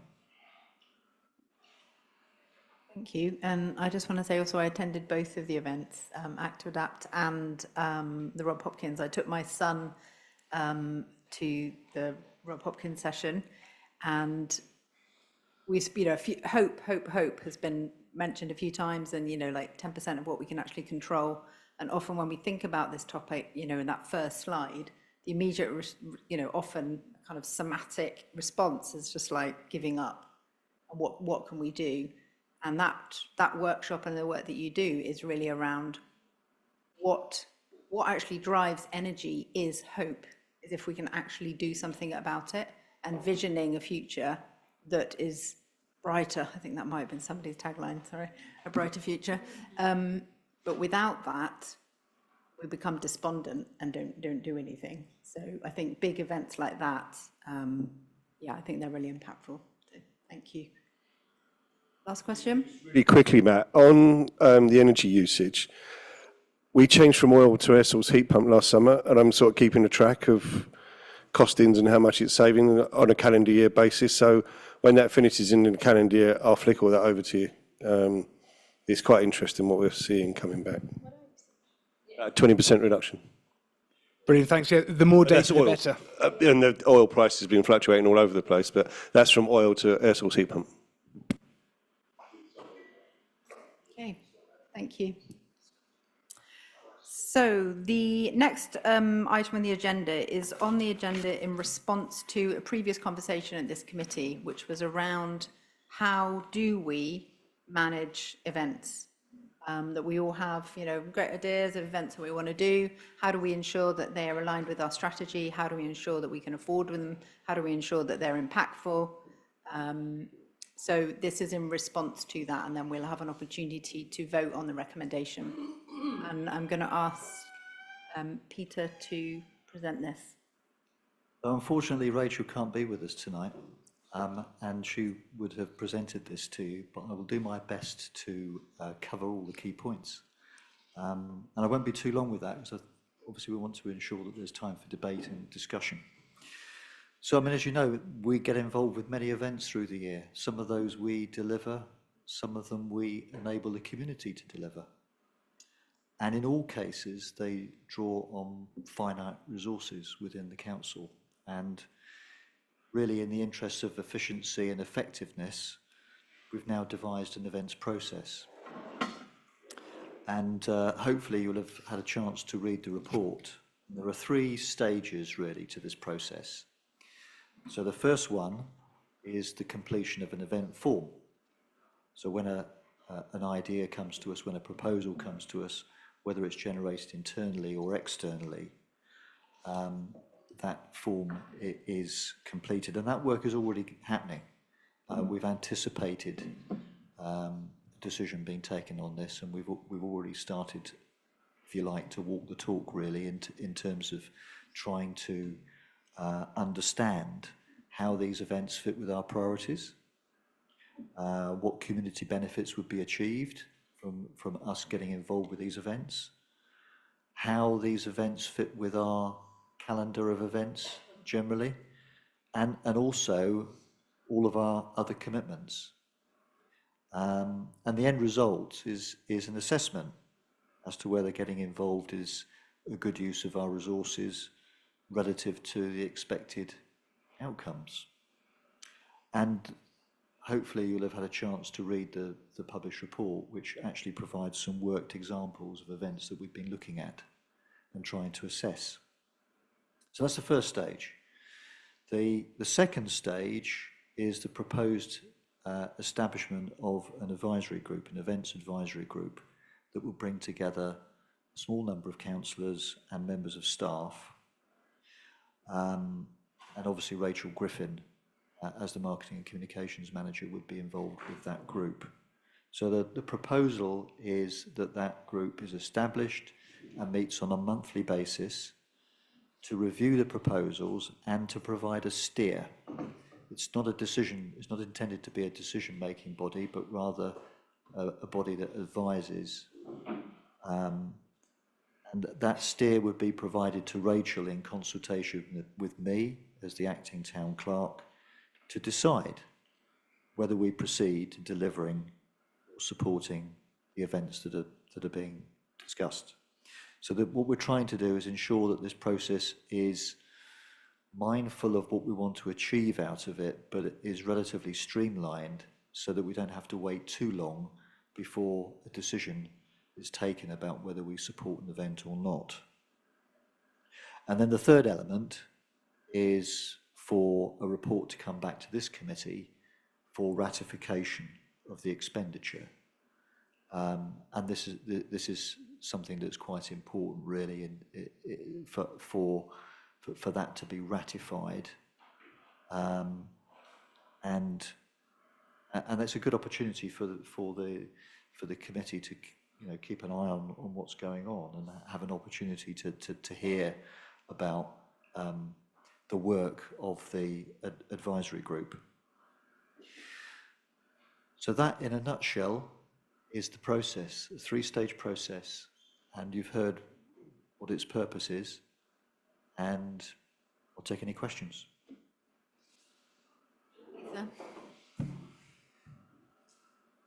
Hi, thanks for that, Peter. Thanks, Rachel, who's not here. Just having a look through that, I wouldn't get through that form. I can tell you I would have given up on question 2. And that's me, and I understand that people have a lot more perseverance than I do. I'm wondering if there's a way to shortcut it. It feels overly onerous and laborious.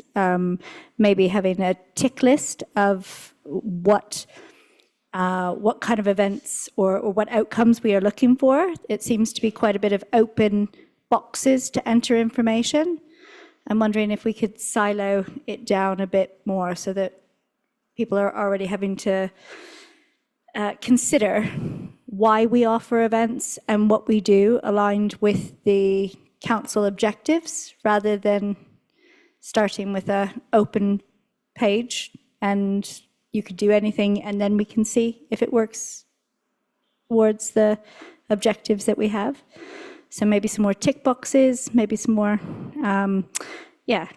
cutting down on opportunities for people to go beyond scope.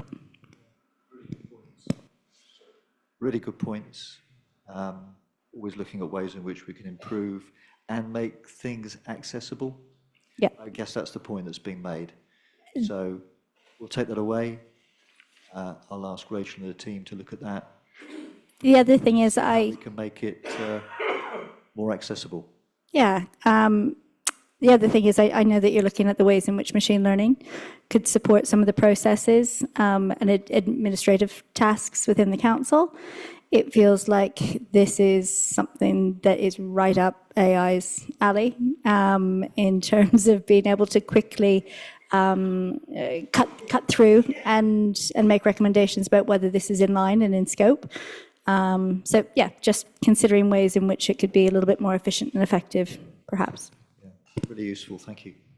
Yeah, when I first opened that document, I thought it was a 14-page document for one event, but there is actually lots of events in there, so it's more than one. Yeah, I have to kind of slightly disagree. Is when you do an event, you have to write a risk assessment, like number 1, and that is a big document that you have to write. And I actually don't think it's that bad as someone who's run a lot of events. I mean, it was shorter than I thought when I first opened it. But you do need to be able to go through what the objectives are, what the outcomes, who the audience is. I get what you're saying, Lisa, about the tick boxes, but I think that's just the nature of doing an event, which is why we have to evaluate if they're worth the effort and the time. And having done lots of risk assessments and fire assessments, compared to that, this isn't too bad. I've lost track of who was first. Go for it. Sorry, I don't have a mic. Sorry, yeah, I tend to agree actually with Lindsay, because I think in a way it's a very good reminder, whoever is writing that assessment, about actually what we are doing and why we're doing it and whether it fits.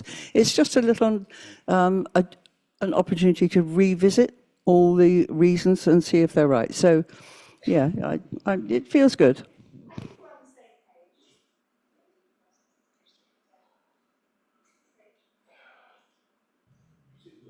Sorry, me again, I know. Sorry, I always lie, you know that. Don't believe anything I say. No, I'm part of the group who's going to be working on this. And like Lindsay, I've been involved in lots of risk assessment stuff. I don't think it's too onerous. So I think what's the interesting challenge for us is, like, if it was just me sorting events, I'd have probably all sports events, and the rest of you arty community could, bugger off, and I'd kind of just do that.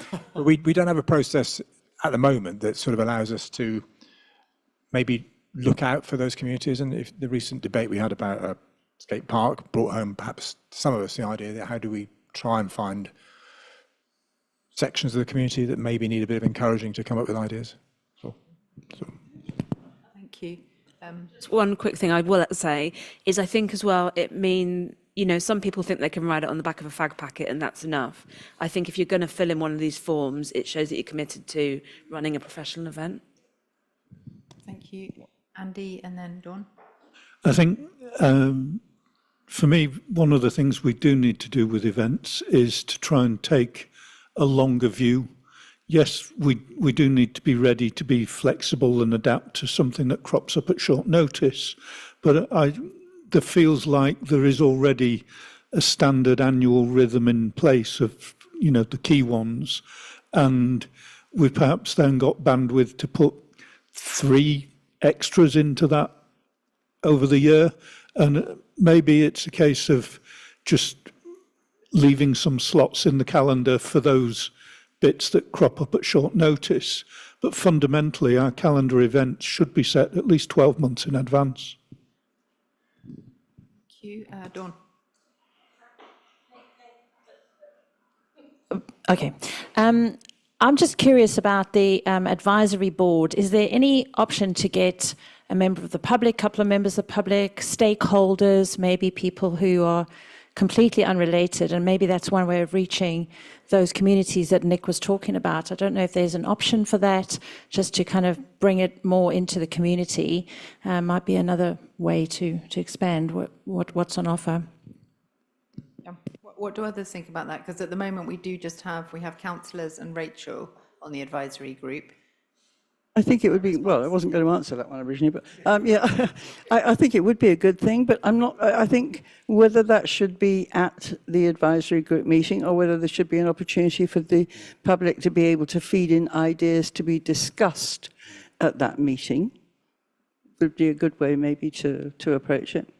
Or it's part of the remit of that group to make sure that there Yes. is diversity. Yeah. And Yeah. if there isn't, then you actively go and find those people, get those voices involved. People hunt, yeah. Sorry, yeah. Can we move one mic up? All I was going to say was I think the people who've been chosen for the advisory committee are people who've had experience in organising events and doing marketing. So I think that's the reason for that group. Nick, your sport events, I think that's the reason, but it's a good point. So we could definitely think about other people, because it does really interest me about, people from other, the sort of yet to reach parts of Frome feeling that they're part of the town event. So it's a good shout. Thank you. Yeah, the question I was going to ask was really, was supporting Andy's view really about the almost automatic inclusion of some annual events that occur in the calendar. And I'm just wondering if we should be just accepting those willy-nilly because they've always been done. I mean, I'm not picking on it because it's not something I agree with, but the wassailing event that's coming up, we've been doing it annually. Should we review those things annually and have a look at them and see how much of an important role they play, how well they're supported, and all those things. So I think that's worth reviewing as well. Peter's just pointed out that based on the discussion we've just had, does anyone want to suggest an amendment to the recommendation that part of the remit of the advisory group? Is that an answer to my question or different point? Are you looking at me? I'm looking at you, girl. Yes, yeah, it's a slight adjustment. I think picking up on what Anita's saying, and I think what I was trying to say, although poorly, clearly, is it was a point about alignment. Why are we doing these events? What are we trying to achieve? What outcomes are we looking for? And my point about the forum was not that it didn't go through the necessary processes. It was that I didn't feel it quickly enough shortcutted to make sure that what is being suggested is in alignment with what it is that we want our events to achieve. So it was an alignment issue, not a process and workload issue. So the amendment for me would be clarity on what the purpose of in an advisory group, being part of the role of it, not just deciding about whether we do an event, but deciding why we do events and what we're trying to achieve by them. I mean, for me, that is in the form, right? So it's like page Yeah, 2. How does this fit with organisational aims? That's already covered by point 2 of this recommendation, I think. The only thing is that the Events Advisory Group, once it's formed, may choose of its own volition to reach out to other sources of information and guidance as appropriate. I'm wondering, sorry, I've got an amendment, but if I'm not sure we've answered your point. Or is it enough? So I understand. I think I understand what you're saying. That we want to make absolutely sure that the events do fit with our strategy, that the outcome is clear, or the intended outcome is clear. But for me, that is in the form. How does this fit with organisational aims?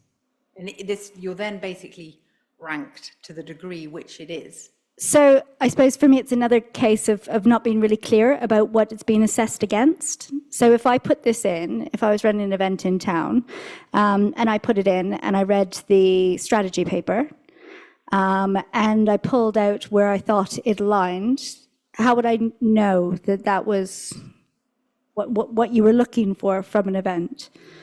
So if you were like a resident, not one of... Yeah, an organisation, somebody else who filled this in, who maybe didn't have a conversation with anybody. I know that Rachel has a lot of offers coming in for people who want to put things on, and they spend a lot of administrative time speaking to people, trying to box in those events, trying to shape them, and it just feels like possibly a leak in terms of time, effort, and energy that could be supported in a form. Yeah, I mean, for me also the fact that, so you do need to have one of the boxes is councillor. So which councillor is supporting it? So it's our job as councillors to know what the strategy is. And so if it is a member of the public that comes to us and has got a great idea, then it's also our job to make sure that we support them and fill it in a way that we know does fit with our organisational aims. And then one thing, of course, that we would try and ensure is that anyone coming to us for support was clear about our objectives as a council, and we can easily ensure that when people approach us, that they're informed about that, so that they can very easily make their submission. So I mean that's easily rectified. So we have Hannah and Anita. I just wanted to add that sometimes it's quite easy to jump in if someone's come with an idea for an event. We're very helpful as a council and we want to help them make things happen, but also it's quite enabling to just make sure that we ask what support they need to do it themselves, and if there's capacity and energy for people to be doing things themselves, if we can support minimally, that feels appropriate too.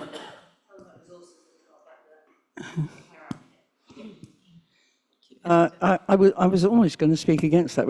No, I mean, I think it's great, the idea of enabling people to do things themselves. But I'm just wondering if people come to us, or to the likes of you, or to Rachel, to want an event put on, whether it wouldn't be better for them to leave you to fill out the form, because you have all the knowledge that's needed to know far more about whether it fits into the strategy. I wasn't thinking that there would be opportunities for the public to use an application form like this to create an event. I assumed it would always come through a member of staff if that's what the request is, and therefore a member of staff would take on the actual job of filling in that form, which would be in language that we understand and all those things. So would just say that in many instances that's something that's already been going on, you know, in terms of getting these forms completed, you know, based on the conversations that Rachel and her team have had with the individual organisation that's interested in being supported. I suppose, having had conversations with Rachel in the past, I know how much time and effort and energy, and it's so appreciated by people that you put into putting on events. But if they're not aligned, that's a lot of wasted staff time that could be shortcutted quite quickly. And people are capable of filling out forms like that. I've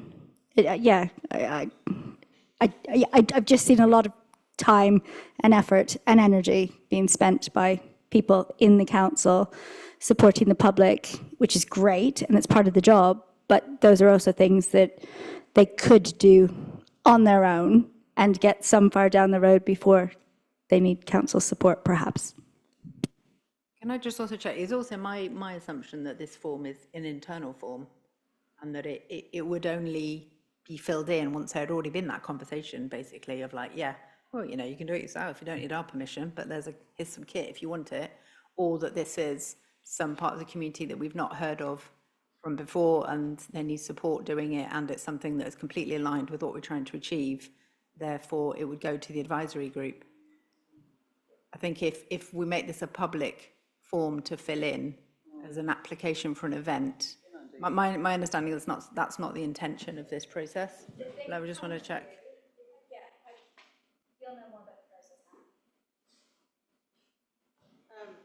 I don't actually, but I just from the form, it's very much an internal document, and so just as Carla said, those initial conversations would have been had, and if it feels appropriate for it to be a town council kind of heavily supported thing, then it would at that stage, that's where the form would kick in. Do you want to say anything else? No. So my understanding of this whole purpose of this is because we actually had too many events. Not that we didn't have enough. We had too many, and it was becoming a little bit arbitrary on which ones got supported or not, kind of which councillor's voice was loudest, whether, you know, it was something that the staff thought was really good, and not that I disagree with any of that, but it was becoming overwhelming. And this is a way of just putting in a process that it's got a few more checklists, you know, is this aligned? How much is it going to cost? What's the staff? It may not be an actual cost, like the film at the Merlin, just as an example, but there is staff time. So, you know, what else could we be doing with that staff time? Okay. I was, Relevant. yeah, well, partly. I was confused like Lisa because I was thinking, how does that fit into when you're applying to the grants, community grants for an event? Yeah, no, it's an You know, like I always do the Multicultural Festival every year, that's an event, and yeah, so it's an internal document. I just wanted to build on what Anita said, the diversity side, really, you know, like for an example, the carnival is a truly inclusive event. That is for all sections of Frome. And I just think, yeah, can we make sure the advisory group does consult with people from all sections of Frome? Could that be built into the recommendation? So I'm wondering if there is any of the councillors, we've had this conversation, particularly the advisory group, I guess, that you're hearing a couple of voices that we want to make sure that there is diversity in the events, and that if you're not hearing from certain parts of the town, that you actively, I'm unclear what the recommendation is, or if there is an amendment. Can I just say that the whole purpose of this coming to this debate was for us to get a little bit of clarity and accountability on events going forward, because we were a bit concerned that events were just popping out of the woodwork and no one had any real control, and councils were saying, well, where did that come from? So to me, this achieves that. Everything else we've discussed, diversity, this, that, is up to this group to sort out, and that forms a massive part of our strategy, has done for the last decade, and will continue. So I don't really feel that we need to amend what's up there because it's already written down in various documents that we adhere to. And I don't know if it needs to be a recommendation, but can I say will take responsibility for making sure we do consult and think about inclusivity? Would certainly add to that as a potential member of this advisory group. It may be that we choose that the first meeting is to decide the process about how we go about this, how we do involve and engage, to see if there is a process by which we can make sure we cover as much diversity and inclusivity as we can. Okay, thank you. So I'm going to move to recommendations, also aware we do have other items on the agenda. Are you happy to take all 4 at once? Yeah. Yep. Do I need to read them aloud, or can people just read them in their heads? Right. Who is voting in favour? Oh, sorry. Who is proposing these recommendations? Me. Anita. Who is seconding? Andy Jones, just for novelty. All in favour?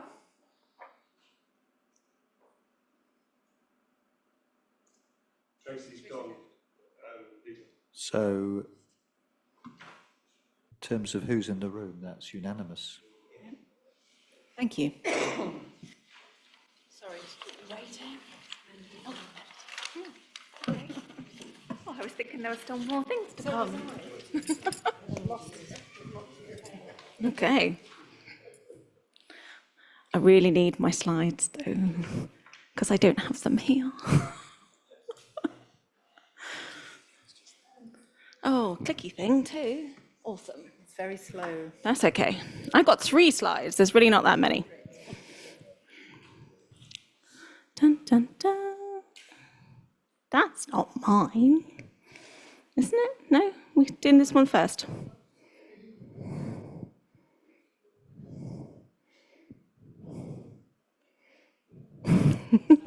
Yay! There's mine.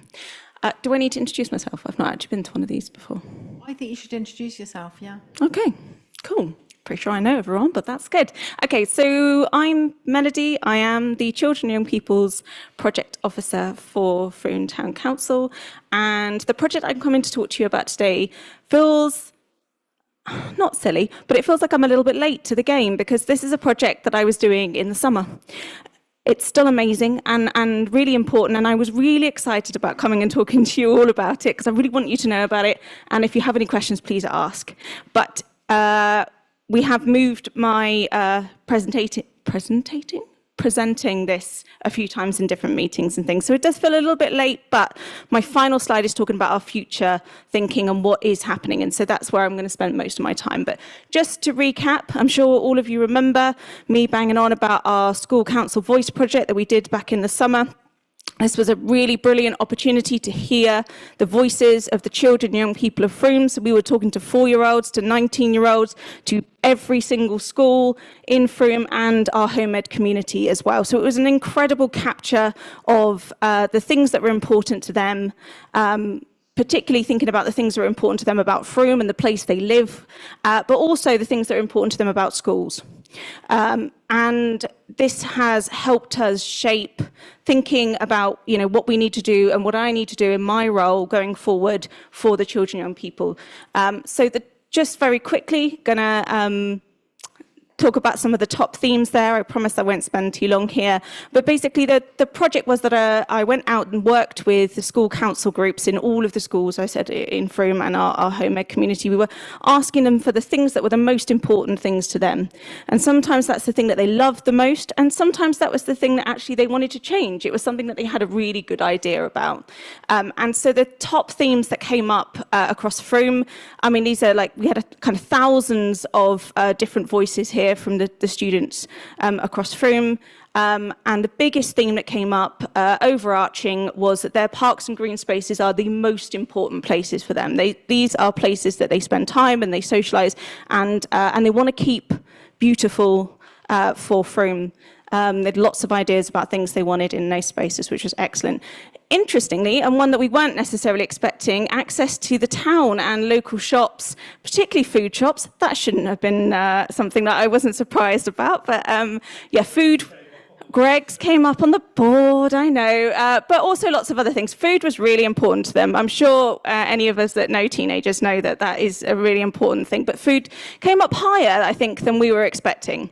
Water has always come up in our consultations, has done for the years that I've worked here, but thinking about a better swimming pool or access to other swimming facilities, water facilities was incredibly important to them. Keeping Frome clean was really important, that came up a lot. And then friends and family. So they're people that are important to them about being here and the thing that makes them really proud of Frome. There's a couple of quotes that will pop up in a second from the young people. They said some beautiful, beautiful things about Frome though. So this is our generations that are coming through our town, and they have an incredible pride in where they live. It was just beautiful to kind of hear. Some of the pictures there are some of the ones that came through, because obviously we made this as accessible as possible. They could write to me in our sessions if they wanted to, but they could also draw me pictures. I got loads of them. They're absolutely gorgeous. Top themes for schools then. I know that's not necessarily what we're here to talk about today, but I think it's quite interesting. Our school system in Frome is a space where lots of the young people spend a lot of time. And this, although it says schools there, as I said, we talked to the home ed community, so this is about education in general. Friends and friendship shouldn't be unusual for that kind of top one. We know that that's really important to them. Outdoor spaces, again, just kind of mirrors what we're seeing out in the things for Frome. Helping and respecting others in school. And teachers and lunch were they were matched for how important they were in fourth. Now, when I came back and fed this back to the teachers, some of them weren't that excited about that. That's my phone going off. Oh dear.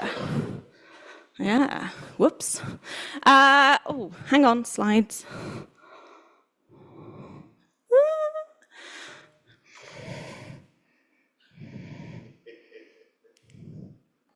Right. So one of the things that we then did with that voice, that capture that we did with all of the schools, was that we created these boards, these kind of word cloud boards for each of the schools. And they became a exhibition that was downstairs in the town hall, and all of the students from the schools who participated in that came to visit. So that was also an experience for coming out to the town hall. Most of those students had never walked through the door of the town hall before.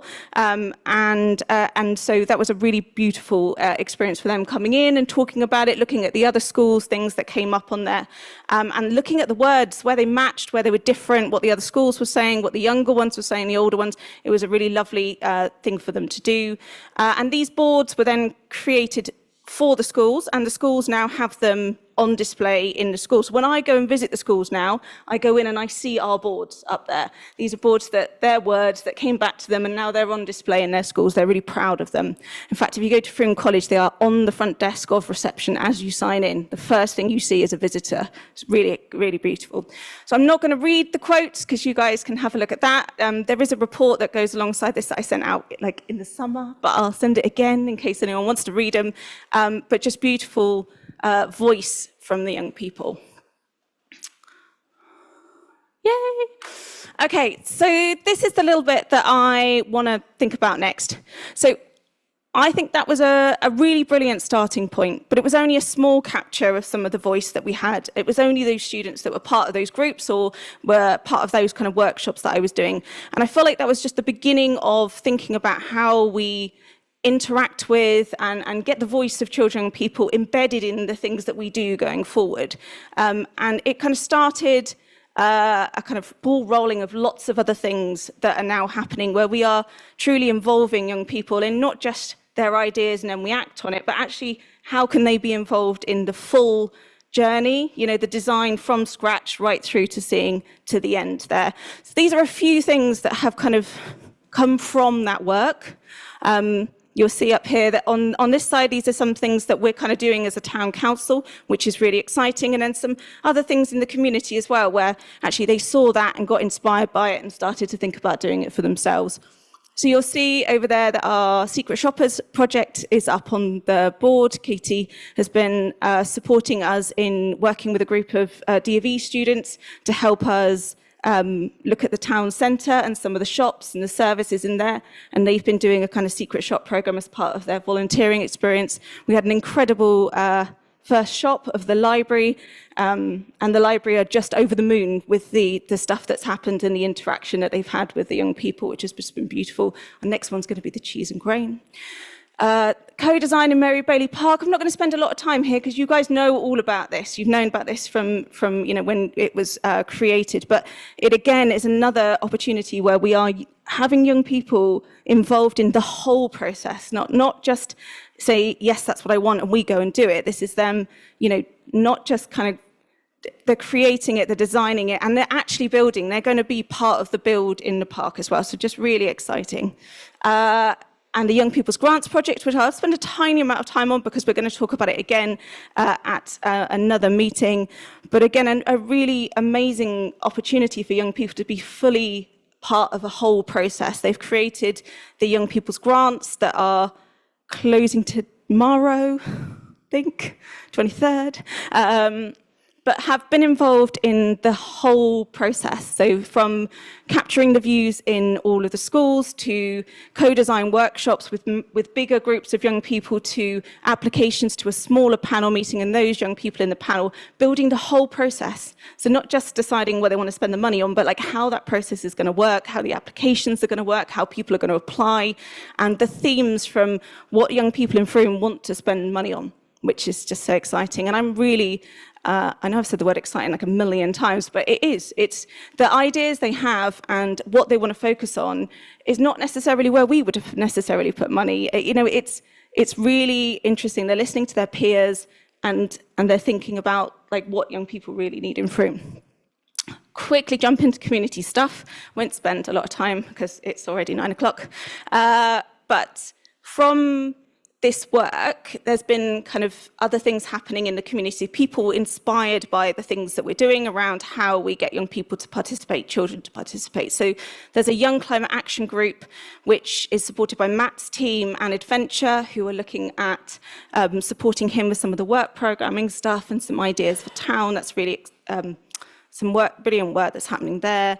Frome Medical Practice have just reinstated their young people's participation group after it being paused from a really long time. They've got a group of young people in there.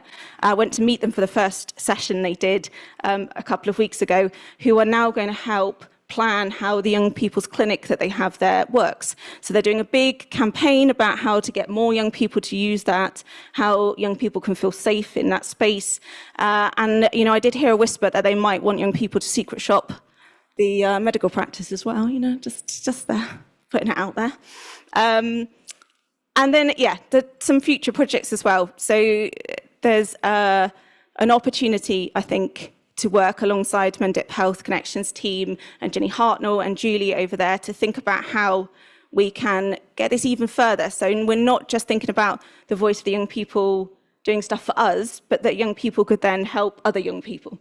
So in the same way that they have the Community Connectors training, we're having a look at how young people can help us redesign that training to think about how they can help each other, think about signposting and being part of a community and having that kind of knowledge there. So it is a very tiny snippet of a few things that have kind of blossomed from that initial one, which does feel like a long time ago, but is a kind of was a beginning starting point of thinking about how we do this. And I think it's really important to say that when we talk about some of the ways that we do these projects, other people aren't doing them like that. And I'm not saying that because we're, virtue signaling Frome. It's people are interested because we're trying something and we are listening to young people in a way that isn't tokenistic. And it isn't just putting them in front of a picture to be on, in a newspaper. It's about kind of really embedding it and listening and acting on the things that they're saying, even if actually they are in a little bit of a different direction to the way that we might have gone. And I talk really fast. I am really sorry, I've realized now. But I would love to take questions about any of these things. Anita. Thank you, Melody. Sorry. Thanks, Melody. Very, very quickly, and I'm not asking for hard data, but just your gut feel, when you've been talking, because this is a huge focus for me, this children and young people thing, so I love it. I love the work you do. But what's your gut feel in terms of the level of involvement and engagement between the sexes? Do you notice a difference, or is that not something that's ever really crossed your mind to do? Do you know, interestingly, I think there's a really equal mix in all of the, if you look at these projects as an example, actually we have an incredible mix of both girls and boys in the Secret Shoppers programme. The Mary Bailey Park is almost equally girls and boys who are going to be doing those builds and things there as well. And Young People's Grants, I have to say, we do have a kind of female focused team there, but we do have someone, a boy in the mix as well, making some of those decisions too. But in regards to the other groups, it's a real mix. And again, when we did the stuff in the schools, those children in the school councils are voted by their peers. They're voted into those spaces. I know the tinies are probably not. I mean, they're like 4 and 5, so they got a little bit of a vote there. But you know, again, that's a real mix of girls and boys. Even, I would say so. Yeah, absolutely. That's exactly the answer I was looking for. Thank you very much. Thank you. Is there any other questions? Please do ask questions. Dawn, get a mic. I'll just offer to come and chat to you at some time about the leisure centre, because you mentioned about the water Swimming pool. Yes. And unfortunately, Farley Hungerford is not safe to swim at the moment, so that won't be. I think they will designate. They're using AI at the moment to track the river to see if they can find where the sources are that aren't safe for there. But we're working really closely with them to see if we can get that a safe place, because that might be another option for them to swim, because other places are far away, aren't they? Yeah. So I'll come and chat to you about the leisure centre. If there's anything That would I be can amazing. do. And you know, if there are safe spaces, when we do know that they are, like making sure that we're advertising that to all members of the, you know, different people within the community, so they know that that's there. But yeah, water was incredibly important, and being able to swim. Say it, but I have got to say it. I just was amazed and delighted to see that open spaces and parks was the top of there. So was Rob. Yeah. So he's got that printed out and put in front of his desk. I mean, it's really big in his picture. It's like right there on his desk. But yeah, no, beautiful to see. And beyond anything else, I think in the report I broke down percentages, and I don't have it on me now, so I can't tell you those numbers. But yeah, it was over and above anything else that came out of that. Thank you. No more questions? Would you like me to share the report so you can guys all see it again? Yes. Awesome. Okay, and if anyone has any further questions about any of the things or the journey that any of these projects are going on, please do get in touch, because I love to talk to everybody about all of these as much as I possibly can. Thank you.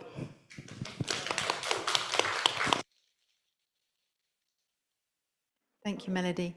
So I'm now going to pass to Katie, who's going to give us a verbal update on some of the areas around the town centre. Yeah, lovely, thank you. Katie, Town Centre Coordinator. I will keep this very brief. So I have spent a lot of time of late on the appearance of the town centre, principally commercial waste bins and the proliferation of them and how they blight our town centre. Also looking at other areas of waste, public waste. Unfortunately, since Somerset Council took waste management in-house in June, we have seen a deterioration of service. So we are looking into how we can explore options alongside Somerset councillors. I met with Dawn and Martin last week. We had a bin summit, as we called it, a group of councillors, and really spoke a lot of rubbish. We also touched on the new simpler recycling policy that is coming in at the end of March that is going to affect our town centre greatly. I won't go into too much detail now, but it's worth having a look into.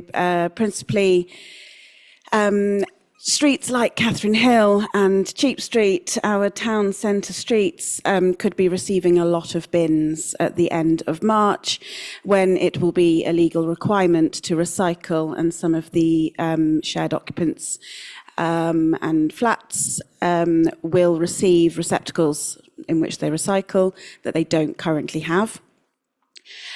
So we took from that meeting that both Dawn and Martin are very supportive and happy to talk to the portfolio holder on our behalf and to find a solution not only for the residential waste and going forward, but also for the bins that we feel are not being emptied sufficiently or looked after sufficiently since the contract changed hands.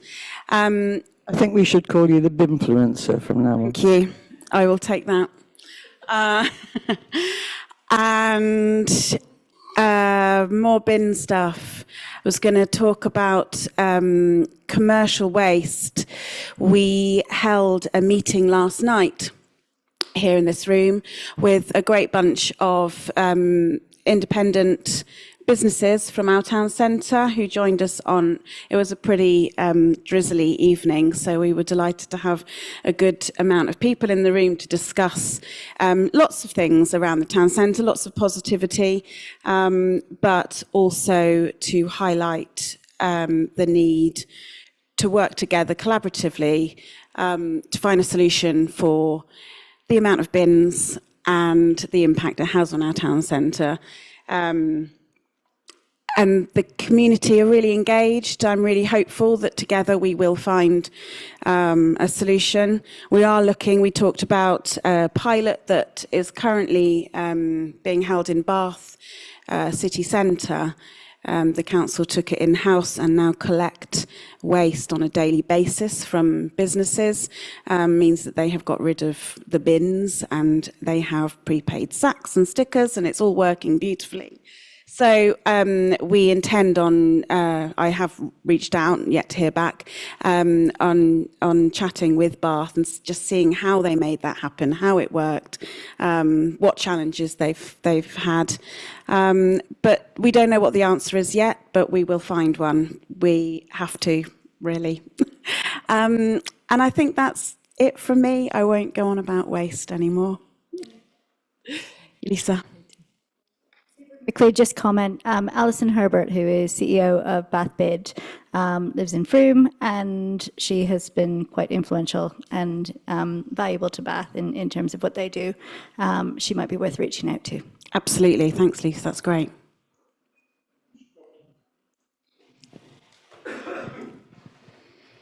So you're probably aware I organise the Hidden Gardens thing every summer. Yes. And numerous of our retailers around town sell my programmes. And I go round afterwards and say, how many have you sold? And I said, oh, well, any unsold, just put in your recycling. And they said, will you take them home because we don't recycle? I mean, for our commercial properties not to have facilities to recycle paper and cardboard in this day and age is atrocious. Yeah, so legally, until the 31st of March 2020, so 2027, next year, they are not required to. I agree with you, absolutely. Luckily, I do know, as we were told last night, most people take their recycling home. They are going to the tip, they are recycling. People are taking their banana skins, putting it in their food waste at home. But I guess this is a question of space in our town centre.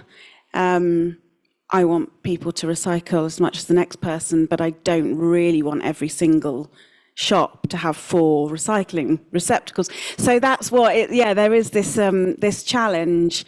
But yeah, I absolutely agree with you. This something also quite unique to Frome, or towns maybe not completely unique, but a lot of our towns in the town centre, businesses in the town centre don't employ more than 10 people.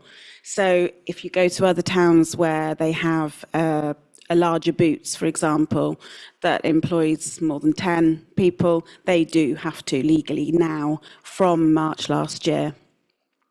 But even our TG Jones, as we discussed last night, which was WH Smith, has 3 people working there. So they'll take their bits and bobs home. Any other rubbish questions? Okay, thank you. Thank you, Katie. Can I also check, councillors, any questions or comments around the rest of the work programme? People have written reports and the RAG rating with the mitigation Yep, Hannah. I think we wrote those updates a little while ago, and just to say, if you haven't been up to the Quay Centre recently, it's looking very nice. We've had a new paint job, beautiful cafe still operating till the end of the month. So if you haven't been up there, please do. Thank you. Thank you, everybody. So the next meeting will be on Wednesday, the 6th of May.